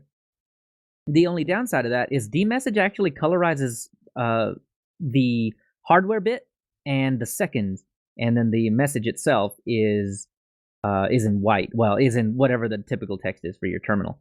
But one last thing about journalctl is that my favorite pair of options is X and E. So journalctl space -xe, and E will put you to the end of the journal. And because a lot of times when you're running journalctl, you want to know like what just happened. Oh my God, what just happened? So you can give it -e. And -x, I always forget what it actually stands for, but I always remember it as extra information. So -e will put you at the bottom of the thing, at the bottom of your log, and then X will give you an explanation of things that need more explanation. So it'll actually give you helpful tips. It will tell you where to go and look if you are unsure about what's going on. Journalctl XE has saved my bacon so many times, just simply because Linux is so helpful. It's darn helpful if you actually know how to ask it help. So I just ran the journalctl-xe and the journalctl-e just to compare the two, what's different. And yes, with the X, there is like extra little tidbits of information. And it just looks like it's just details on when things are starting to run and when they're stopping. And it even gives you, like this one says that I can go to ubuntu.com/support for this particular module. So it's just got like extra details. For me, it's color coded. Right now I see bright red errors that my CPU has been throttled because of temperature. Whoops. That's probably because my podcast table has a cloth top on it to keep, from tapping the table and hearing it. So that's probably my problem there. But it also says that it went back to normal whenever the temperature drops. So I guess that's something I need to pay attention to. So that's journalctl. I did the dash commands as you talked about them, Leo. So this is showing us kernel modules, or this is showing us events. System journal CTL specifically is showing us system or journal D entries specifically, but these entries often relate to when the kernel discovers a module or loads a module, and that's what's useful about this information. So that brings us to kernel modules. Sorry, I was trying to segue to kernel modules, and that was not very smooth. So it's kind of like drivers. It's the instructions, how your kernel is able to use a particular piece of hardware. And there is a command lsmod that will list the modules. Now I have a question for you guys about this command. Is this listing all kernel modules that my system is aware of, or is it only listing those that are loaded, or is it maybe listing all of them and showing me which ones are loaded? As far as I know, it is all of them, and then there's a column at the right-hand side that tells you exactly whether or not they are loaded or not. If there's a 0 there, it is not loaded. If there is a number there, it is loaded for those number of things, and then further to the right, it tells you exactly why they were loaded. So if I'm looking at E1000E is actually a LAN adapter, and I don't actually have one installed, so it's got a 0 there. And then with video, I've got the video kernel driver enabled with a 2, and it's using ThinkPad_ACPI and i915. So those are my video modules that I'm actually using to drive video. So as far as I understand, it's both. Okay, So yeah. all the things. Looking at it now as you're describing that, I definitely can see that. Now I do see that like some things like MEI, that kernel module is loaded with a 3 out beside it, but it only has 2 items listed in the farthest column. So I think that Interesting. Yeah, most other ones are just as you said, like XOR. There's only 1, and it's being loaded by ButterFS. Yeah, most of them match up. HCI shows it's used by 4 things, but then it doesn't list any of them. Yeah, Interesting. yeah. MEI_me has a 1, but it's not. There's nothing listed in the right column. So I think you're right about. I think that's the number of times that it's loaded, but I don't necessarily know that necessarily means that these are all the things. I don't know. I'm confused by the right. Yeah, there's column. got to be more because I'm starting to see all that now under DRM. It says 9, but all I see is DRM KMS helper and then I915. Huh, interesting. So time to dig. Yeah. There's 8 things for DRM. For me, anyway. But anyway. Oh, go ahead, Joe. Now, all of these commands that you're listening here in this kernel module section are actually really useful when you're using obscure hardware, or if you're setting up a Windows tablet as a Linux tablet, you will use these commands. Oh yeah, I bet, because there's all sorts of different drivers and things, and that. Right, finding out what hardware you're using and then what module you need to add, or what is listed as a USB device as opposed to a PCI device, and things like that. Yeah, I can imagine that in all your experimentation and work that you've done there, you've had to use that. So that's lsmod. So LSPCI is a similar thing. It lists PCI devices, and LSUSB does USB devices. And just like the previous commands we've discussed, if you needed to search for a certain thing, then you could use pipe or grep to put it into less or to grep for something. These lists are usually shorter because you don't have as many things plugged into your USB. But let me just run some examples of those for my screen capture.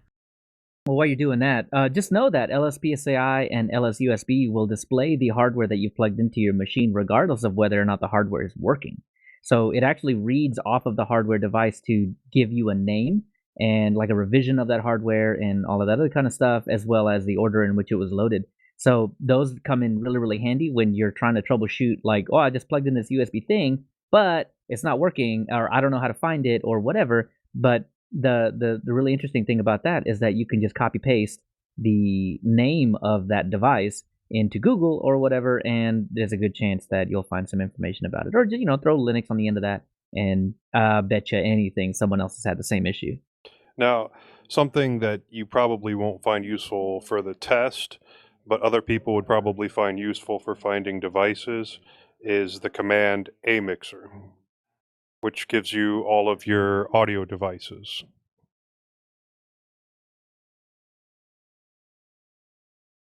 Oh, okay. Yeah, I just ran Yeah. that over here. Yeah, this is what Moss was using earlier to fix his mute button. That's right. Yesterday we were discussing that. Mm-hmm. So a mixer, is that part of a Also, ALSA? Okay, yeah, that's what I was thinking. So we also have mod probe. Mod probe is what you would use to load kernel modules. So if you needed to load a specific module and you knew the name of the module, you could say mod probe space and then the name of the module, and it will attempt to load it. RM mod, I'm assuming, is the opposite. It removes modules or it disables them. What's the distinction there, Leo? Now that one I'm not sure, because most of the time if I'm trying to remove a module, I'll use modprobe-r, and that will remove the module from currently running. I wonder if rmmod will remove it from the list altogether. Yeah, I'm looking it up now just to get the distinction, because you are right. Modprobe-r basically does what you said, and rmmod, it just says it's a simple program to remove a module from the Linux kernel. So yeah, I think it removes it from your list altogether. Yeah, it's a little more permanent than it sounds like, because if you do modprobe-r, because actually I had an issue with my trackpad, I had to fix that by modprobe-r ps mouse and then reloading it. So if you do modprobe-r whatever and then reboot, that module will come back in. So it sounds like rmmod is the more permanent way to delete that or to get rid of that particular module. So their man page says rmmod is a trivial program to remove a module from the kernel.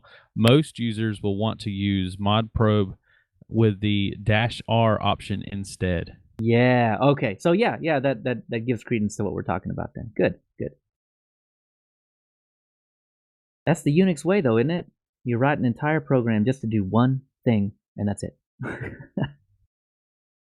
All right, and then we have a section on pseudo file systems, which are basically pseudo file system versus a regular file system is it is only living it's a file system that the kernel is basically making on the fly. Like these things are added to it dynamically, and the three common ones is sys, proc, and dev, and the /sys file system is where the Linux kernel writes files containing information about various subsystems, hardware devices, and associated device drivers.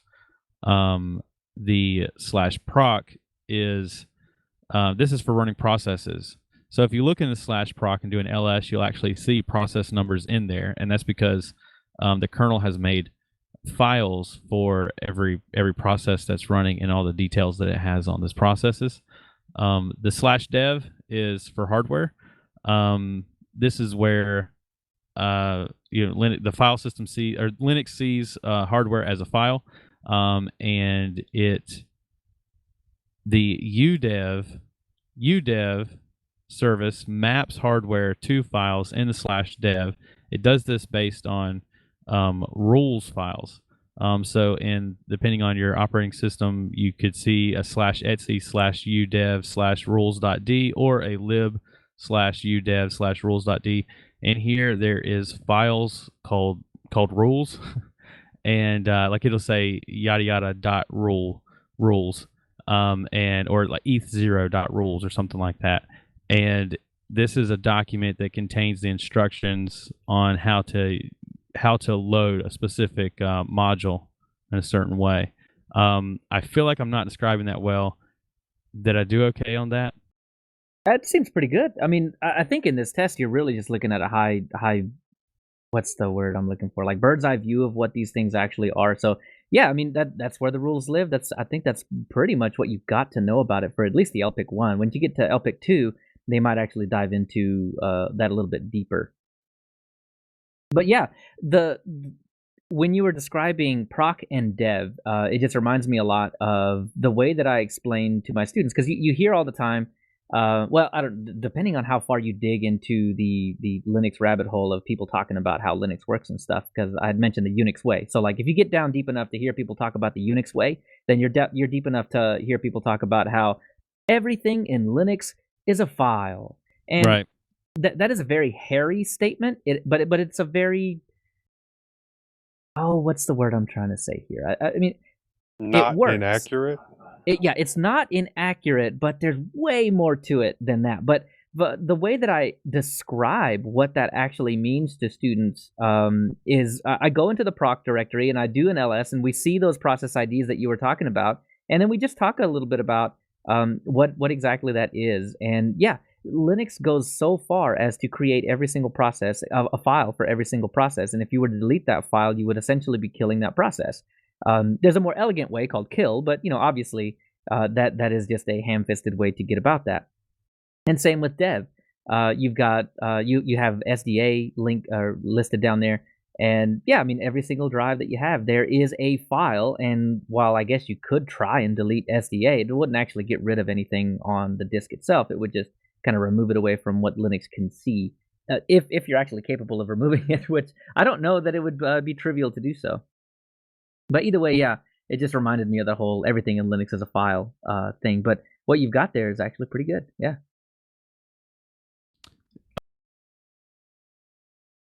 I tried to cat binary. My terminal went crazy. Oh wow. Okay, so I always have people that do this, and what's really funny about that is you can actually bork up your your entire system that way, because you have to be really, really unlucky for this. But cat is literally parsing everything, and there are escape characters that come up in binaries, not on purpose, but because the terminal can't actually read. I mean, that's another one of those hairy topics. But the terminal will basically just flow through all of that. If there is an escape character and you're unlucky enough to have a command after that escape character, it will run in your terminal. Oh, So- I see. And a lot of times what ends up happening when you cat a binary is that your terminal, the text will just go all kinds of crazy, and like it stops being normal ASCII text, or just ASCII text. I forget the proper name for that, the newer name for that. But yeah, you can totally blow up your terminal, and most of the time a reboot is sufficient to clear all that out. But it happens every time, and it's just so funny when it happens, because everybody likes to freak out about that. But it's most of the time it's not permanent unless you just get super, super unlucky with the binary that you're catting. Well, I was looking at the /dev directory and looking at the hardware that was loaded in that directory. Just kind of looking at, like you said, SDA, and it shows all the different hardware, and it uses links to link the appropriate files to that hardware. So yeah, I mean, it's an easy way to think about it, that it's that everything is a file, I guess. Yeah, absolutely. But don't cat binaries is what we're saying. Yeah, probably not. That's a bad idea. So I wrote down like some steps down here at the bottom, just to kind of better understand what happens whenever the kernel detects hardware. And I think these steps may be kind of hairy, so listen closely and help me sort it out if I have it wrong. But basically, let's say I were to plug a USB device into my laptop right now. It would be detected by the kernel, which would update the /sys directory with any files that may be appropriate for that device that the kernel needs to be aware of. It would also send a message, and this is not mentioned anywhere in the study guide material for LPIC, but I found it when I was doing my research, and I don't know if it'll be part of the exam or not. But it sends a message to the netlink socket, which UDev is constantly listening for changes in the netlink socket, and UDev checks to see if there's a file in the rules.d directory that we mentioned earlier for the USB device. If there is, then it follows those instructions. If it's not, then it follows some generic instructions to create a file in the /dev based on what the device is, and so the kernel is aware of it and knows what to do with it. And then the dbus daemon sends out a notification that the device has been added. And so there's programs like in Linux Mint, there's something constantly listening to the dbus daemon for whenever I plug in a USB device, it pops up that message that asks me what I want to do with it. So that the only reason why whatever program does that is aware of it is because of the dbus daemon. Yep. I think pretty much all of that is right. I think the netlink socket depends on whether or not you're sending your messages over the network. Now, don't quote me on that one. I'm not 100% positive, but the netlink socket has a lot to do with actually moving information or using the network adapter in your machine. So I would assume it has more to do with sending that stuff over the network.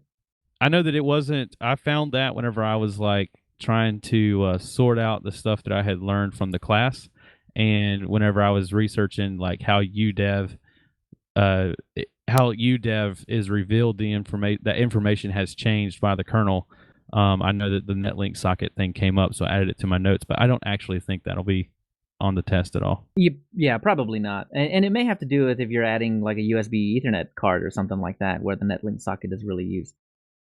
So what I'll say to all that is I know that we have a lot of people to listen to the show that write into us all the time, and they're very smart people.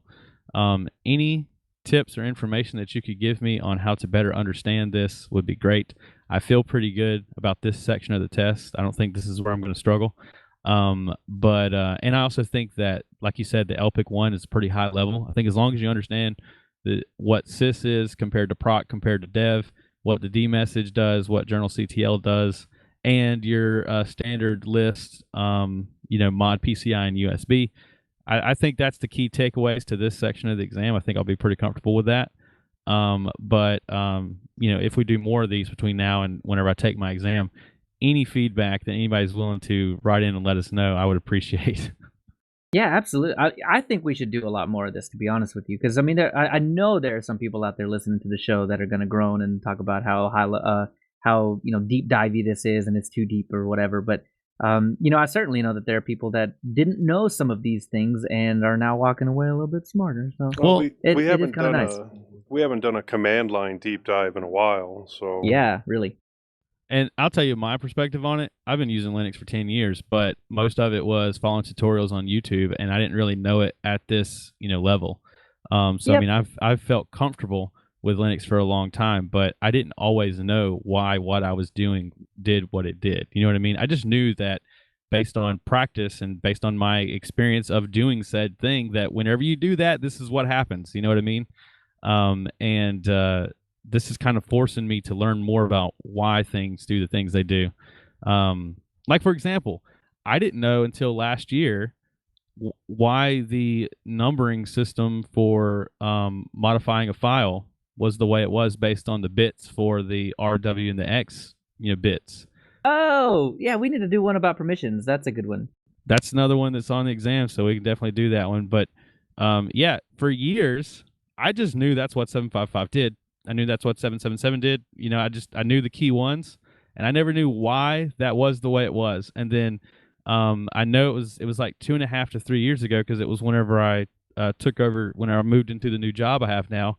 One of the graybeard Linux people, pulled me to the side and explained that to me, and I was like, "Holy crap! I never knew that's why it worked the way it does. Like, that makes so much more sense. I just memorized it. I didn't know why." Yeah, I hope he looked deep into your soul and said, if you ever type chmod 777, I will find you. Friends don't let friends chmod 777. Really? I mean, it's opening up everything to everywhere. So, I mean, if you're on the system, you can see it, you can modify, you can do anything you want to it. So it's not a good idea. But I had one final point on so your point number 8, your plug-in USB detected by the kernel, update sys, sends message, et cetera, et cetera. That doesn't happen in the dark. And it goes back to the very first point that you came across, Bo, and that is D message. every single little thing that you do dealing with hardware gets logged and demessaged. So every step that happened in what you've got written down there is logged by demessage. So you can prove this every single time. You can prove exactly what's happening there. Yes, and that's also where you can Oh, find out that's what's really happening cool. with cron. Yes. Oh yeah. When cron's screaming at you, yeah. There's a cron.log in varlog, but yeah, demessage will probably scream at you too sometimes.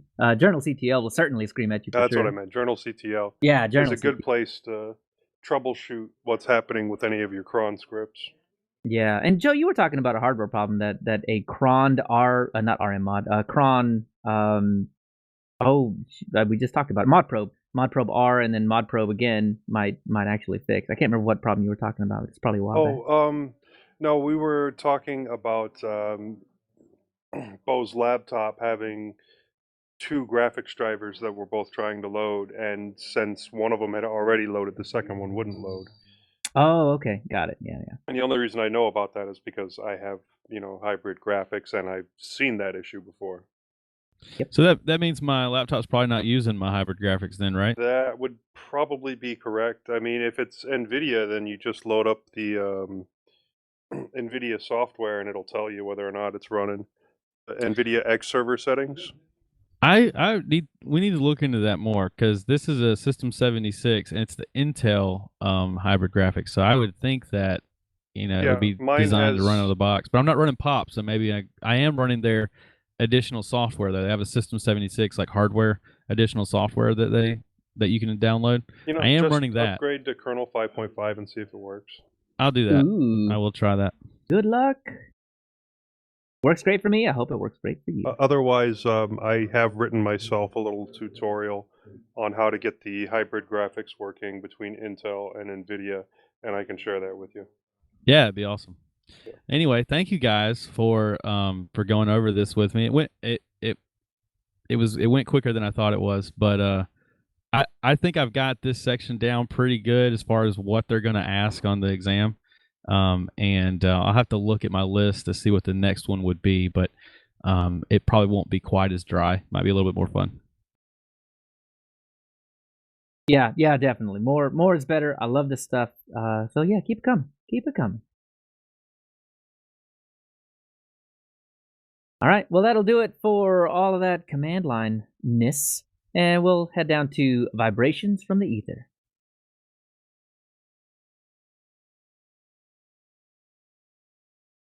So we had a few emails come in to us, and one of those was from John Wallace to me, and this is a continuation of a conversation we talked about a couple of episodes ago, and he says, thanks for email, which is great help. I'll be able to get all the running processes identified now. Thank you. Is there any online guidance regarding services that can be safely disabled? I don't print for my Linux laptop, so we'll be disabling the CUP services as my laptop is not connected to a network and only online via Wi-Fi. I'm wondering whether there are any other default services that I can safely disable. So I write back, sorry for the late response. A good place to start without too much fear or breaking things, I think I may have typoed, of breaking things, is system control list-units --type service --failed. So this is going to basically show you a list of all of the units that failed on startup, and you are pretty safe to actually disable those just simply because they're not running now, so they're probably not breaking anything if you're not having issues. I go on and say, however, since everyone's use case, hardware and software requirements are different, it's hard to take a stance on this one. So for instance, if you're not using LVM, you can probably disable the LVM services. However, if you ever add a disk that has LVM partitions on your machine, internal or external, you'll have trouble with dealing with them. By default, it doesn't seem to me that there are a lot of services that need to be killed, but lucky for us in Linux land, this isn't Windows, with 1 million services dedicated to tracking and telemetry. So that's where the email ends, but I mean, I'll just expand on that a little bit and just say that most of the services that are running in the background aren't really doing anything unless you're actually interacting with them. So the moment that you actually plug in a printer, then CUPS will come by and start dealing with printery things and adding this and adding that and figuring out how many trays you got and all that stuff. But until then, CUPS is just sitting.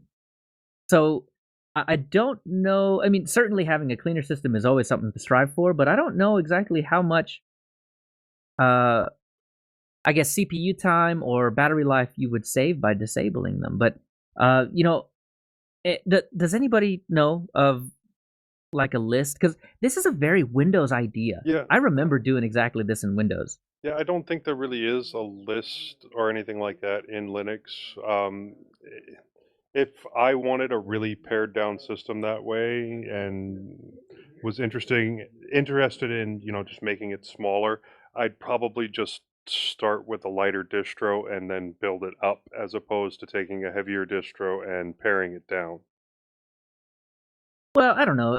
I think Ubuntu and all of its derivatives ship with a lot of sane defaults, and I don't know. It's just really hard to recreate that in Arch or anything else. So I can Well, certainly they see do why. make lightweight distributions for Ubuntu. True, but I don't know how far they go into things like service files and unit files and all that kind of fun stuff. So, that'll be something to actually dig into. I'm curious now exactly what, like Alpine Linux, for instance, if what kind of units show up in a Well, system like that. Certainly less. there's also things like MX Linux, which is extremely lightweight. There's Peppermint, which Moss and I were talking about earlier as being lightweight. And then I think there's two different versions of Bodhi, which was what I was going to recommend because they have a very pared down version of Bodhi. I'll have to look that up again though. Yeah, so Peppermint might be a good example because I think John is either starting with Ubuntu or Linux Mint, and Peppermint would be a good place to start, trying to figure out whether or not they have different units starting or not starting in a system like that. So that just interesting. This is a really interesting question, and I don't have a straight answer for it. Yeah, you can start up Ubuntu Budgie with minimal installation, but the only problem is I find it doesn't disable LibreOffice, and you have to go in and purge that before you do any updates, or it'll go ahead and install LibreOffice after you do updates, or while That's you're doing really weird updates. because that's why you have the minimal option. It's not supposed to have LibreOffice. There's a bug there. There's a bug there. It's a feature. Ah, right, yeah. We knew you, Moss. You use whatever Office, and we're just trying to get you back on the LibreOffice train. Yeah, looking at the Bodhi website and their descriptions of their different ones that you can get, the standard release features a minimalist base install, allowing the user to add exactly what they want with no extra frills by default. So I need to figure out what they mean by frills. Minimal applications, but maybe not minimal services. Yeah, that's my thought. That's my thought with that. Like, they just don't give you junk, but I mean, as far as hardware goes, as far as it's cups, for instance, goes, it'll probably still be there because I think a lot of people want to print. I mean, Moss, I'm looking at you. Oh yeah. Well, you know me. I love me some Bodhi anyhow. Mm-hmm. About the only way you can get enlightenment that actually works. Ooh. They call All it right. Moksha, but it's a fork of E17. Oh, that's right. That's right. I remember you talking about that. All right. Next email from Brad Alexander. This is coming off the back of our ThinkPad episode, and he says, loves me some ThinkPad goodness. ThinkPads are the first systems I found that are 100% hardware compatible with FreeBSD. I had a T42 at work back in 2003-ish, if memory serves. Then in 2017, I picked up a T530, which I subsequently gave to my son. I couldn't stand the chiclet keyboard, so then I turned around and bought a W520 with an i7 2760QM, 16 gigs of RAM, 240 gig SSD, 1080p screen, which also had the old school keyboard. I usually use mechanical keyboards, preferably with the cherry blue switches. I cannot let this one stand, Brad. I cannot go on and allow you to. Awesome. No, no. I can't. No. I agree with everything else you say, Brad, but I cannot agree with this this clicky. Leo's wrong. Can't do it. You're being ganged up on, Leo. I'll take a clicky switch any day. Oh, it's okay. I love mechanical keyboards, but oh boy, give me some silent reds or even regular reds, or even if you need some tactile, some browns. Those are getting on the upper edge of blues all day. Oh boy. Yeah, I cannot Yeah. agree with that. I have. Bo, you too? Are you kidding? No. I have Reds at work, and then Oh, I don't goodness. know what I have at home, but they click, and I I deal with them. I deal with the clicking, but I think I prefer the silent Reds. Yeah, I love the feel of them, and this has nothing to do with the email. but you said blue switches, man, and it triggered me. But yeah, I love the feel of the red switches. I love the feel of black switches. I have black at work, and man, they are so nice, preventing me from bottoming out. They're real stiff. I love that feel, but I don't like, I don't mind a tactile bump, but I don't like it when it clicks. So it's certainly just my opinion, but. I've never been like the real preference. Like I've never had a huge preference. I mean, I can deal with pretty much anything, but yeah, I don't know. I have to admit, I probably like my red better. Yeah, But I don't. also, he's talking about loving ThinkPads, and ThinkPads are awesome. I found one. No lie, this sounds like a made up story, but I found one outside of a dumpster. It was at Clemson University move-in day, and at the dumpster near, I guess someone was just throwing away their stuff as they were moving in or out of the dorms, and there was a ThinkPad, and it was in the dumpster. Pulled it out. It was missing a bunch of keys. It was all beat up, but because those things are like so available everywhere, it was super Tanks. easy to just it was super easy to just find what I needed and fix it. And I probably tore that thing apart and put it back together 100 times. And I'm convinced that somewhere that laptop is still running for somebody somewhere because there are tanks. Yeah. But I think on that point, I think that's why you don't buy an E series and you buy a T series or a W series or something like that. Once you get to the professional level of hardware, man, those things will not die. They will not die. You drop them, you throw them, you do whatever you want to with them. You throw them in a dumpster and let someone find them, and they'll still work. Exactly. The thing about this was this was so old that it had a little light that shined down on the keyboard in order to light up the keyboard because it was like prior to having backlit keyboards. But yeah, it was a tank. Yeah.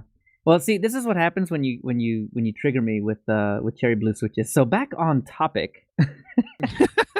And Brad, There you was are a certainly topic? entitled to your opinion. I thought it was ThinkPad Cast. That's true. It was 2 episodes ago. That was another show, yeah. Yeah. So continue using blue switches. I won't say anything else about it. But Until somebody mentions blue switches again. Bring it up again. I dare you. Blue. The last little bit, he says, the only problem I have with the W520 is that as a desktop replacement, it's fairly heavy, so I'm considering getting an X220 for travel, keeping an eye open on eBay. Not that he does much traveling, but who is it? Moss, was it you that had an X series, or was it Tony? I had an X130E back when, and that thing was almost indestructible. They made it really to give out to school kids. Right, Yeah, TW and X, those are them. Yeah, I have an X120E. Oh, so like everybody has one but me. I need to go get one now. Okay. I like I'll the keep an eye 130 out. better than the 120 myself, but Joe might think otherwise. No, the 120E is really too slow for just about anything. Yeah, but that's just age, isn't it? Yeah. I mean, it's still sturdy, it still runs. It's great otherwise, but I Well, the wouldn't want to try T430 was a lot better than the X130E. But you expect that, right? It's a business machine, not a kid's machine. Yeah. But what's your standpoint on docking stations? Never had one. They're useful. The Lenovo ones are really nice. Mm-hmm. They're small, compact, and they have all the pluggies. I just don't use it a whole lot, so yeah. And it's a great way to quickly switch from a mobile setup to a proper desktop replacement setup. Yep. Well, from my viewpoint, it's more money. That's it. Well, now true.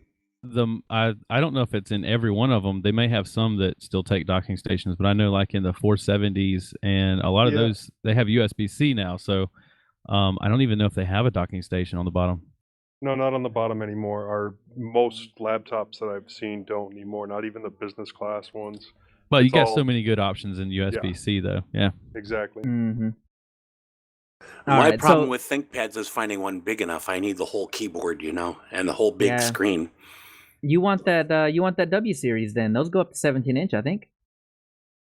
Well, I looked up the W that he talked about here, and it's still a 15-inch screen. I think there's a 700 series, W7 something or another. Okay. Well, someone donate me one and all. I'd love to use it. All right, so I've got so through all of that, I actually never read my response. So my response back, your first point is my favorite reason to buy T-Series ThinkPad. The Dell XPS is the only other option that I know of besides machines like System 76 that are 100%-ish compatible. Right about the same time I grabbed the T450S, which I'm using right now. The chiclet keyboard really did take some getting used to, and even to this day I mistype things because of the odd feedback. So like when I'm typing the spacebar, I press it at the wrong time. No other keyboard, mechanical, membrane, doesn't matter. I'm pretty accurate with the space key, but for some reason on this ThinkPad, I have a really bad habit of adding the space right before the last letter of the previous word, and that gets chucked onto the first letter of the next word, and it's just annoying. So I don't know if it's just because the keyboard. I think it's probably because the keyboard is flat instead of curved, so my thumb gets lazy. That's probably what it is, honestly. I have a question. We keep hearing about System 76 doing this and Tuxedo doing this, where they basically buy a Clevo and then they have to fix it somehow. There's apparently some soldering involved. Does anyone have any idea what that amount of work is? I'm way off topic. Not really, but I don't know. We would have to ask, but I know System 76 is dropping the Clevos in favor of making their own hardware, sourcing their own hardware. Well, It's they're still probably a- using the Clevo motherboard at this time. For now, yeah, correct. Yeah. I think it's going to be later this year, next year that they have the line is theirs. It's probably a matter of removing the Wi-Fi and Bluetooth modules and replacing them with ones that we have drivers for in Linux. Yeah, that would probably. make sense. Mm-hmm. So the last little bit of this is I said I can't remember who. Oh yeah, so we found out who had the X series laptops, and just said that it was great hearing from him again. Why don't I read this next one? We've been listening to Leo. I know. Take it on, Moss. Take it on. David Yahtzee writes, curious if you all have an app opinion or FOSS options to do manual signed documents, specifically PDF files. I'm not talking about digital signatures, but for example, I get a document that I need to manually sign. Normally on my Mac, it supports a way to scan in your signature via the built-in camera. Then it transforms that into a digital version with a transparent background, so I can then insert it into any PDF through the Preview app, and the result is a natural-looking signed document that I can then email. I'm struggling to find this capability in Linux, done a lot of Google Foo and tried various apps that don't really get me to that seamless ability to sign documents. Apps I've tried: Ocular, Master PDF, LibreDraw. I can insert a scanned PNG of my signature into any of these apps, but the result is it looks exactly that, and probably wouldn't hold up as a legal signature because of how it looks somewhat faked. Any ideas here? So before you get to Tony's response, that's what we were talking about earlier with LibreOffice 6.4. So I think with LibreOffice Draw or LibreOffice the other one, what is that one? Yeah, the other one.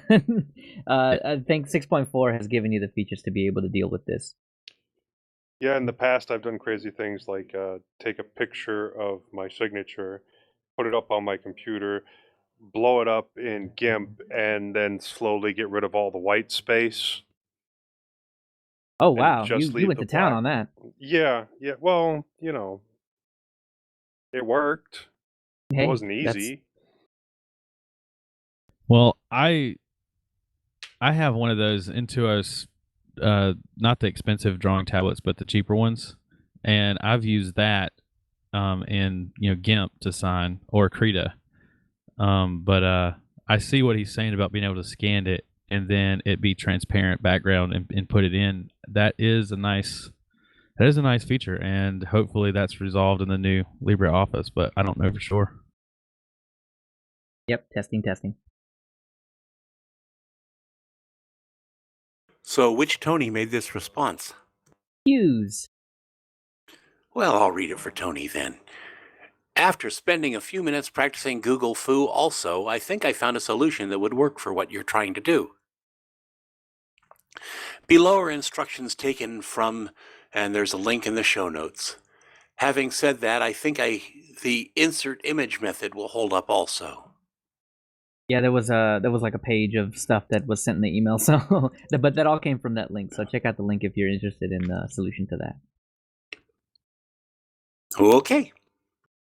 All right. Well, there's an email from Jim Daldry that I wanted to skim over mostly because it's a very long email. But anyway, You know we have to have half-hour shows here. I know, right? We could probably go on and make this show like a 4-part show because every section has just been massive this fortnight. Some So of the shows. yeah. So he says, he starts off saying, Linux has become hostile to Intel graphic systems since the mid-4 series kernels, the ones that are seriously into kernel mode switching. Seems that if Windows has pretty startup pictures, Linux must have pretty startup pictures. However, KMS doesn't know when to stop. The results are lines of text in the terminal blinking on and off, stripes painted across virtual desktops, message windows that are half black on the diagonal, solitaire games with transparent cards, Firefox windows torn on the diagonal, etc., etc. So I want to refer you guys to, if you're interested in how to fix all of this, because he has a couple of different chips. He's got one of the very first Core i series chips and a Sandy Bridge, which is the second generation Core i series chip. And using Ubuntu and Mint with 32-bit apps is really where his pain point is, because he uses a lot of older apps. And he's got a bunch of fixes that he applies for himself to actually make this usable. But the end of that is that he could no longer continue to use Ubuntu and Linux Mint, or at least not the current supported versions, because of the 32-bit requirement. So he's moved down to Debian Bullseye with Mate Desktop with Compiz, running like a champ now, he says. So he does some grub foo, and he's basically doing no mod set 1 and a few other things to actually fix the issues that he's got with all the screen tearing and all the weird issues that he's got with the with just the video issues that he's running into. So I sent him back an email. I say, what a mess. It's unfortunate that older stuff goes this way. I do have a Sandy Bridge based laptop, but it's been relegated to server duty and sits on a shelf happily running Nextcloud while plugged into a few external hard drives. So I've not had the pleasure of punching the kernel into submission through Grub. If that laptop ever gets resurrected, though, I may end up having to deal with this. So we'll cover your points on the show, and I'm sure it'll help someone else. I have had to do things like this before, even on my gaming laptop. But a lot of it, like all of it, cleared up with the newer kernels. Oh, so maybe he needs to try out. Well, I guess if he can run live something or another, he can try maybe 5.5 or 5.4 when Ubuntu 20.04 comes out. I think they actually have it already baked in, so if you grab a daily image, that might help. Right, because I've had to do Maybe. the ACPI off, and I've had to do the no mode set.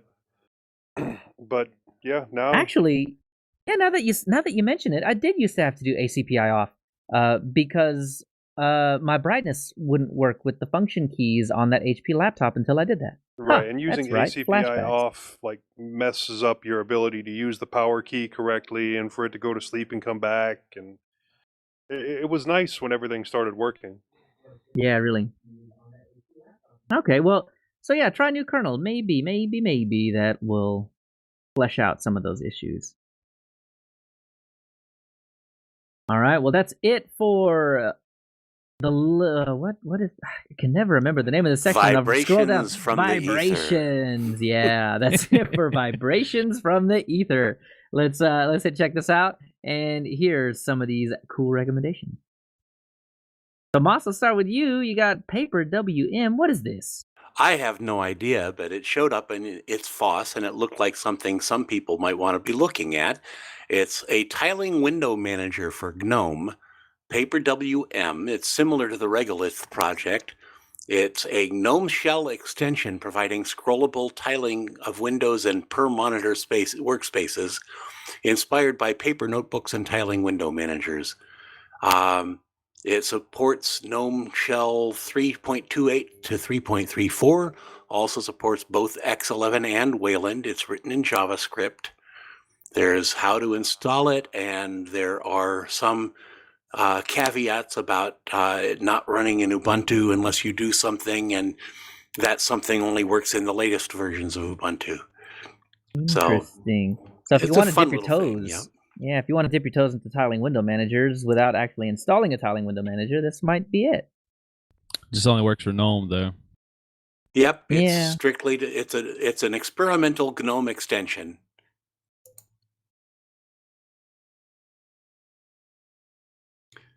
And the other thing I have is Abhishek Prakash at It's Foss finding 25 free books to learn Linux for free. All of these are legal. These are not rip-offs or anything.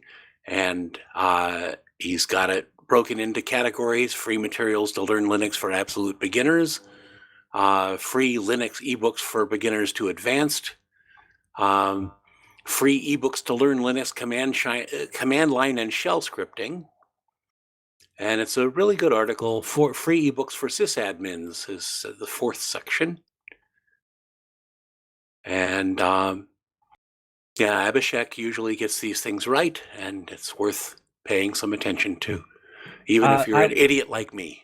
I will throw my hat in the ring and give him thumbs up on, there are 6 books down here. Linux Journey, which isn't a book, it's an online website that he's got listed, is fantastic. I have students that are like, hey, I want to get a jump on this Linux thing so I don't get blindsided by all this. What can I do? And I always punt into Linux Journey. It's got just about everything that you would need. Yeah, I was starting to look at that for myself since I'm the idiot around here. It's really good. It's really good. And then once you get to the point where you devoured Linux Journey, then the Linux Command Line by William E. Schatz is fantastic, and it's free. So can't beat free. And lastly, at the bottom for system administration, all the books by Paul Cabot. I don't know how to pronounce that guy's name, but Paul writes the Linux system administration, Linux servers, Linux networking, Linux security, and Linux storage. They are all separate books that all kind of coalesce to make one big, huge, everything at this point book. And then I see down here, Bo, Advanced Linux System Administration ebook preparing for the LPI certification. Huh. Yeah, that looks good. I'll have to check that out. Yeah.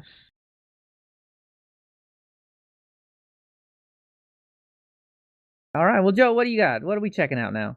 Well, it's another YouTube channel, and this guy doesn't put out as many videos as some of the other guys that I've listed in the past, and it's called DIY Perks. But he does some really good builds, really like smooth builds, and you should check them out. I mean, his most recent video is about all the things that you can repurpose with a broken laptop and just the different ways that you can use it. He does have one where he turns an old laptop into a desktop, how to use old monitors from old laptops and turn them into, second monitors or mobile monitors. He does several Bluetooth builds that are really cool. Now, I will grant that he has a lot of really good tools that most people aren't going to have, and that is a little daunting, but it can give you good ideas on projects. Very cool. So, Bo, what is this term shark? I think I've talked about this in the past. I wasn't sure. I went ahead and put it in the show notes anyway because they had a recent new release that added some features to it. So even if I did mention it before, then check it out again. So Term Shark is Wireshark for the terminal. I mean, it's almost everything you could do in the desktop application Wireshark, but all from the terminal, and it looks beautiful. It's just wow. You have I'm this looking at thing it running. now. Even if you're not doing anything, you look like a hacker. I mean, it just looks beautiful. I love it, and it's a snap. So if you want the latest version of it, looks like it is packaged up in the snap repository. That's right, and that's probably the best way to get it because I tried this out. I tried installing this, and I could only get it to work from the snap. So that's probably the best way to try it. Yeah, I'm a TCP dump nerd, so this is actually pretty decent because of the coloring, and TCP dump can do some coloring as well. But I first learned packet inspection in general with Wireshark, and so this is gonna be really cool. Me too. Huh, awesome. Yep. I'm gonna be messing around with this. And now I don't actually have to, I can just uninstall Wireshark now. Yes. And yeah, it totally does make you look like a hacker, so, Right. there's It also that angle. It looks way more impressive than the desktop version of Wireshark. Although they sure. both look pretty impressive if someone were to just walk by and see it on your monitor, but it's everything looks more beautiful in a terminal. I think so too. Sweet. All right. Well, that's it for check this out. Man, I'm gonna definitely check out Termshark. I can't get over it. That is too cool. I'm definitely checking that out. So, we got one announcement, and that announcement is our next episode will be live February 23rd, 2020, 2 p.m. Central Standard Time in the U.S. and 8 p.m. UTC for all you other guys that might need to do a little bit of math on that to figure out when that actually is. But other than that, that's it. So, before we go, I wanted to let get our information out there. So, Joe, where can we get more of you? Well, you can catch my MX Cherry Blues on a couple of other podcasts. I'm on the Linux Link Tech Show, which you can find at www.tllts.org. I'm on the Linux Lugcast. We just recorded yesterday. That's at www.linuxlugcast.com. You can find me on MeWe, or you can catch me, JB, at mintcast.org. Very cool. Bo, you made some changes. Where can we get more of you? Yeah, I took off undercastnetwork.com. That website still works, but there's just too many undercast yada yadas out there that I want to do a name change, so we're working on that. But for now, just check out ecnradio.com. That's basically this podcast, and that one's basically the only ones I have time to do anyway. So that's probably the best place to catch me. And when we start doing that new Star Trek show, it'll also be on ecnradio.com. So check that out. And every once in a while, we're lucky enough to have Joe come on. So you need to do that again soon, Joe. Yeah, it's been a little while. It has been a minute, but I've been really sporadic and spontaneous as to when I was available to do a show. So now that I'm back on a regular schedule, maybe we can get you to come back. Are you going to do that episode on cover songs? Oh, yeah, definitely. I want Matt to come in for that, though. Matt, he used to be a co-host with me and Scott like a couple years ago, and he was really into music, so I'm asking him to come in just for the cover song episode. But that was a great suggestion. Nice. And Moss, what about you? Well, you can find me on my website at Peaceful Hippo. I'm on MeWe. I've got my music on Bandcamp and my YouTube channel and Robert Warren's YouTube channel. You can write me at moss@mintcast.org, at distrohoppersdigest@gmail.com, and I still have 0 sponsors, but you can sign up at Sponsus. Very cool. And Tony Hughes isn't here this time, but you can get him host ID 338 on HPR. He blogs a bit, tony-hughes.blogspot.com. On Twitter at TonyH1212, DistroHoppersDigest at Gmail, and th@mintcast.org. Tony Watts also not here this go around, but tw@mintcast.org or Echoes of Savages on YouTube. And also, Josh not here. Josh at mintcast.org, Josh at edgeblocks.org, edgeblocks.org, and all_about_code on Twitter. And myself, leochavez.org, at Leo Chavez on Twitter, and you can get your 5-minute news digest at Full Circle Weekly News. Before we leave, we want to make sure to acknowledge some of the people who make mintCast possible. Josh for all his work on the website, Bytemark Hosting for providing hosting for mintcast.org and our Mumble server, archive.org for hosting all of our audio files, and the Linux Mint development team for the fine distro we love to talk about every fortnight. Thanks, Clem. Thanks Clem and Co. And we also should thank the people at Hacker Public Radio for the mumble this episode. Thanks, HPR. And for just being really cool. Yeah, that helps.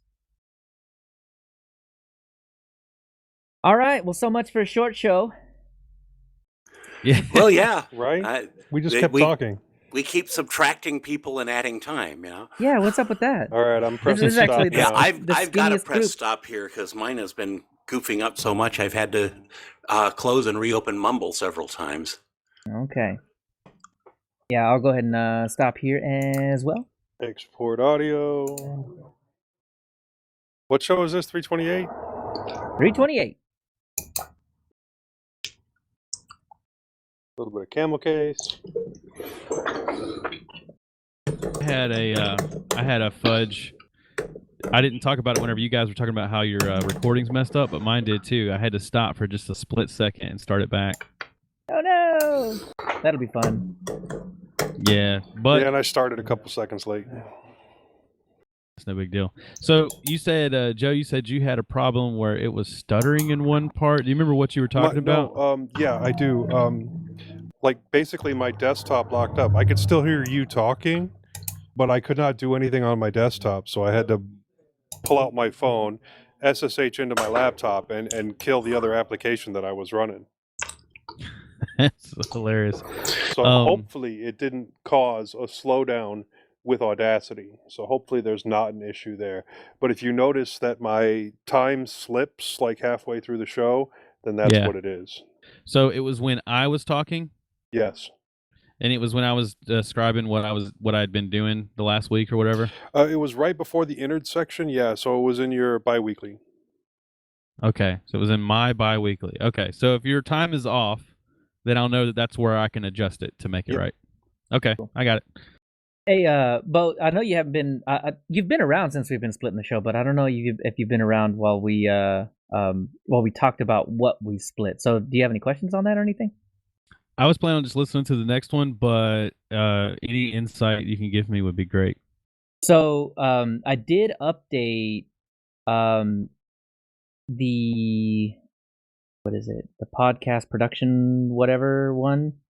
So it has the new bitrate that we export at. So we do 128 in MP3 and then level 6 on OGG now. So the files are a lot bigger. Okay. But apparently we're okay with that. Let me see. Where is that? 128. That's higher bit rate than I use for ECN radio. What do you use? 96? I use the one. Hello. You're there. Yeah. I use the one that's variable, and it's like between 90 and 120 or something like that. Got it. Yeah, I don't know. We don't use variable, I think, just simply because we were told not to use VBR from Rob. So I've been just doing CBR the whole time, I think. Well, I hope mine comes out okay, but hopefully I'll be able to get Mint to work next time. Yeah. If all else fails, everything sounded pretty good on Mumble. So I mean, if all else fails, we can use the audio from YouTube. But I'll try to for sure. I'll try to straighten it out. Okay, cool. And yeah, by the way, do you do and so yeah, the live stream's still on. I have to actually physically walk over there and turn it off. But do you do the front end? So I've been and I've finally convinced Tony to start doing that as well. But snippets from like YouTube or wherever, sticking that on the front right before the introduction audio or the intro comes on, and just some of the dumb crap that we say all the time. I'll find something. Awesome. I don't say any dumb find- crap. What are you talking about? Moss, you're in the front end more than anybody else. This is all I'm saying. I'll probably use this conversation. And that's fine with It me. actually sounds best when it's completely out of context. Yes, I love that stuff. Where it had nothing to do with the show, had nothing to do with any of the points that we're making. It's just something just off the wall, funny. That's what I look for most of the time. My favorite one, I wanted to use it, but I never did go back and find it. But whenever Moss said, "I'm not even certified to wear a red hat." Oh yeah. Okay, mine's That was uploaded. pretty funny. Yay. Cool. Dude, I cannot find where are the instructions. What? And Joe's is uploaded. Bo and Joe, I know you guys have edited audio before, but where? What was that file called? What was what file called? It's like the posting and whatever instructions. Oh, it's in server builds. not. Oh yeah, that's the thing is I'm not worried about editing the show, but I haven't posted since we switched to the new WordPress. I can post it. That's not a problem at all. Okay. Yeah, just And dump because it back we're- in the we're- file. Yeah, Alright. we're in a weird transition time because of those issues with the web server a while back. So we're running like super bare bones right now, so we don't have any of the helpers. So I'm just doing most of it manually right now. Server related. Yeah, server related. It's not in here. Yeah, I don't see it. Yeah. Podcasting server build. It's not there. I promise I didn't wipe it. No, I don't think that was it. It probably got moved or something.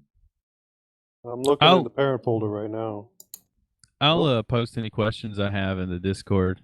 Yeah, yeah, please do. Yeah, it'll be fine. I have to record tomorrow night, but then Tuesday night I'll edit mintCast and put it in the Google Drive. It's in Well, Tuesday mintCast night's hosts. usually- I don't know how it made it there. Oh, cool. Well, I'm glad you found it. Actually, we can go back and look. It's probably my fault somewhere. Oh, publishing steps. Yep, there it is. But we normally post it. I usually post it around midnight or so, right before I go to bed. So I'll take a quick listen to it when you're done. Oh, so you normally post it on Tuesday night? Oh, okay. So I mean, don't like kill yourself trying to get it done or anything. So just whenever you get it done, just let me know, and I will. I'll go and post it. Okay. I'll figure it out. Okay. Well, I'm gonna go kill the live stream. Yay! Thanks, guys. If you're still around listening to all of our shenanigans, thanks for hanging around. Yeah, definitely. I'm here. I'm starting to edit the show notes. And let's see how this video turned out that I made. It might be awful.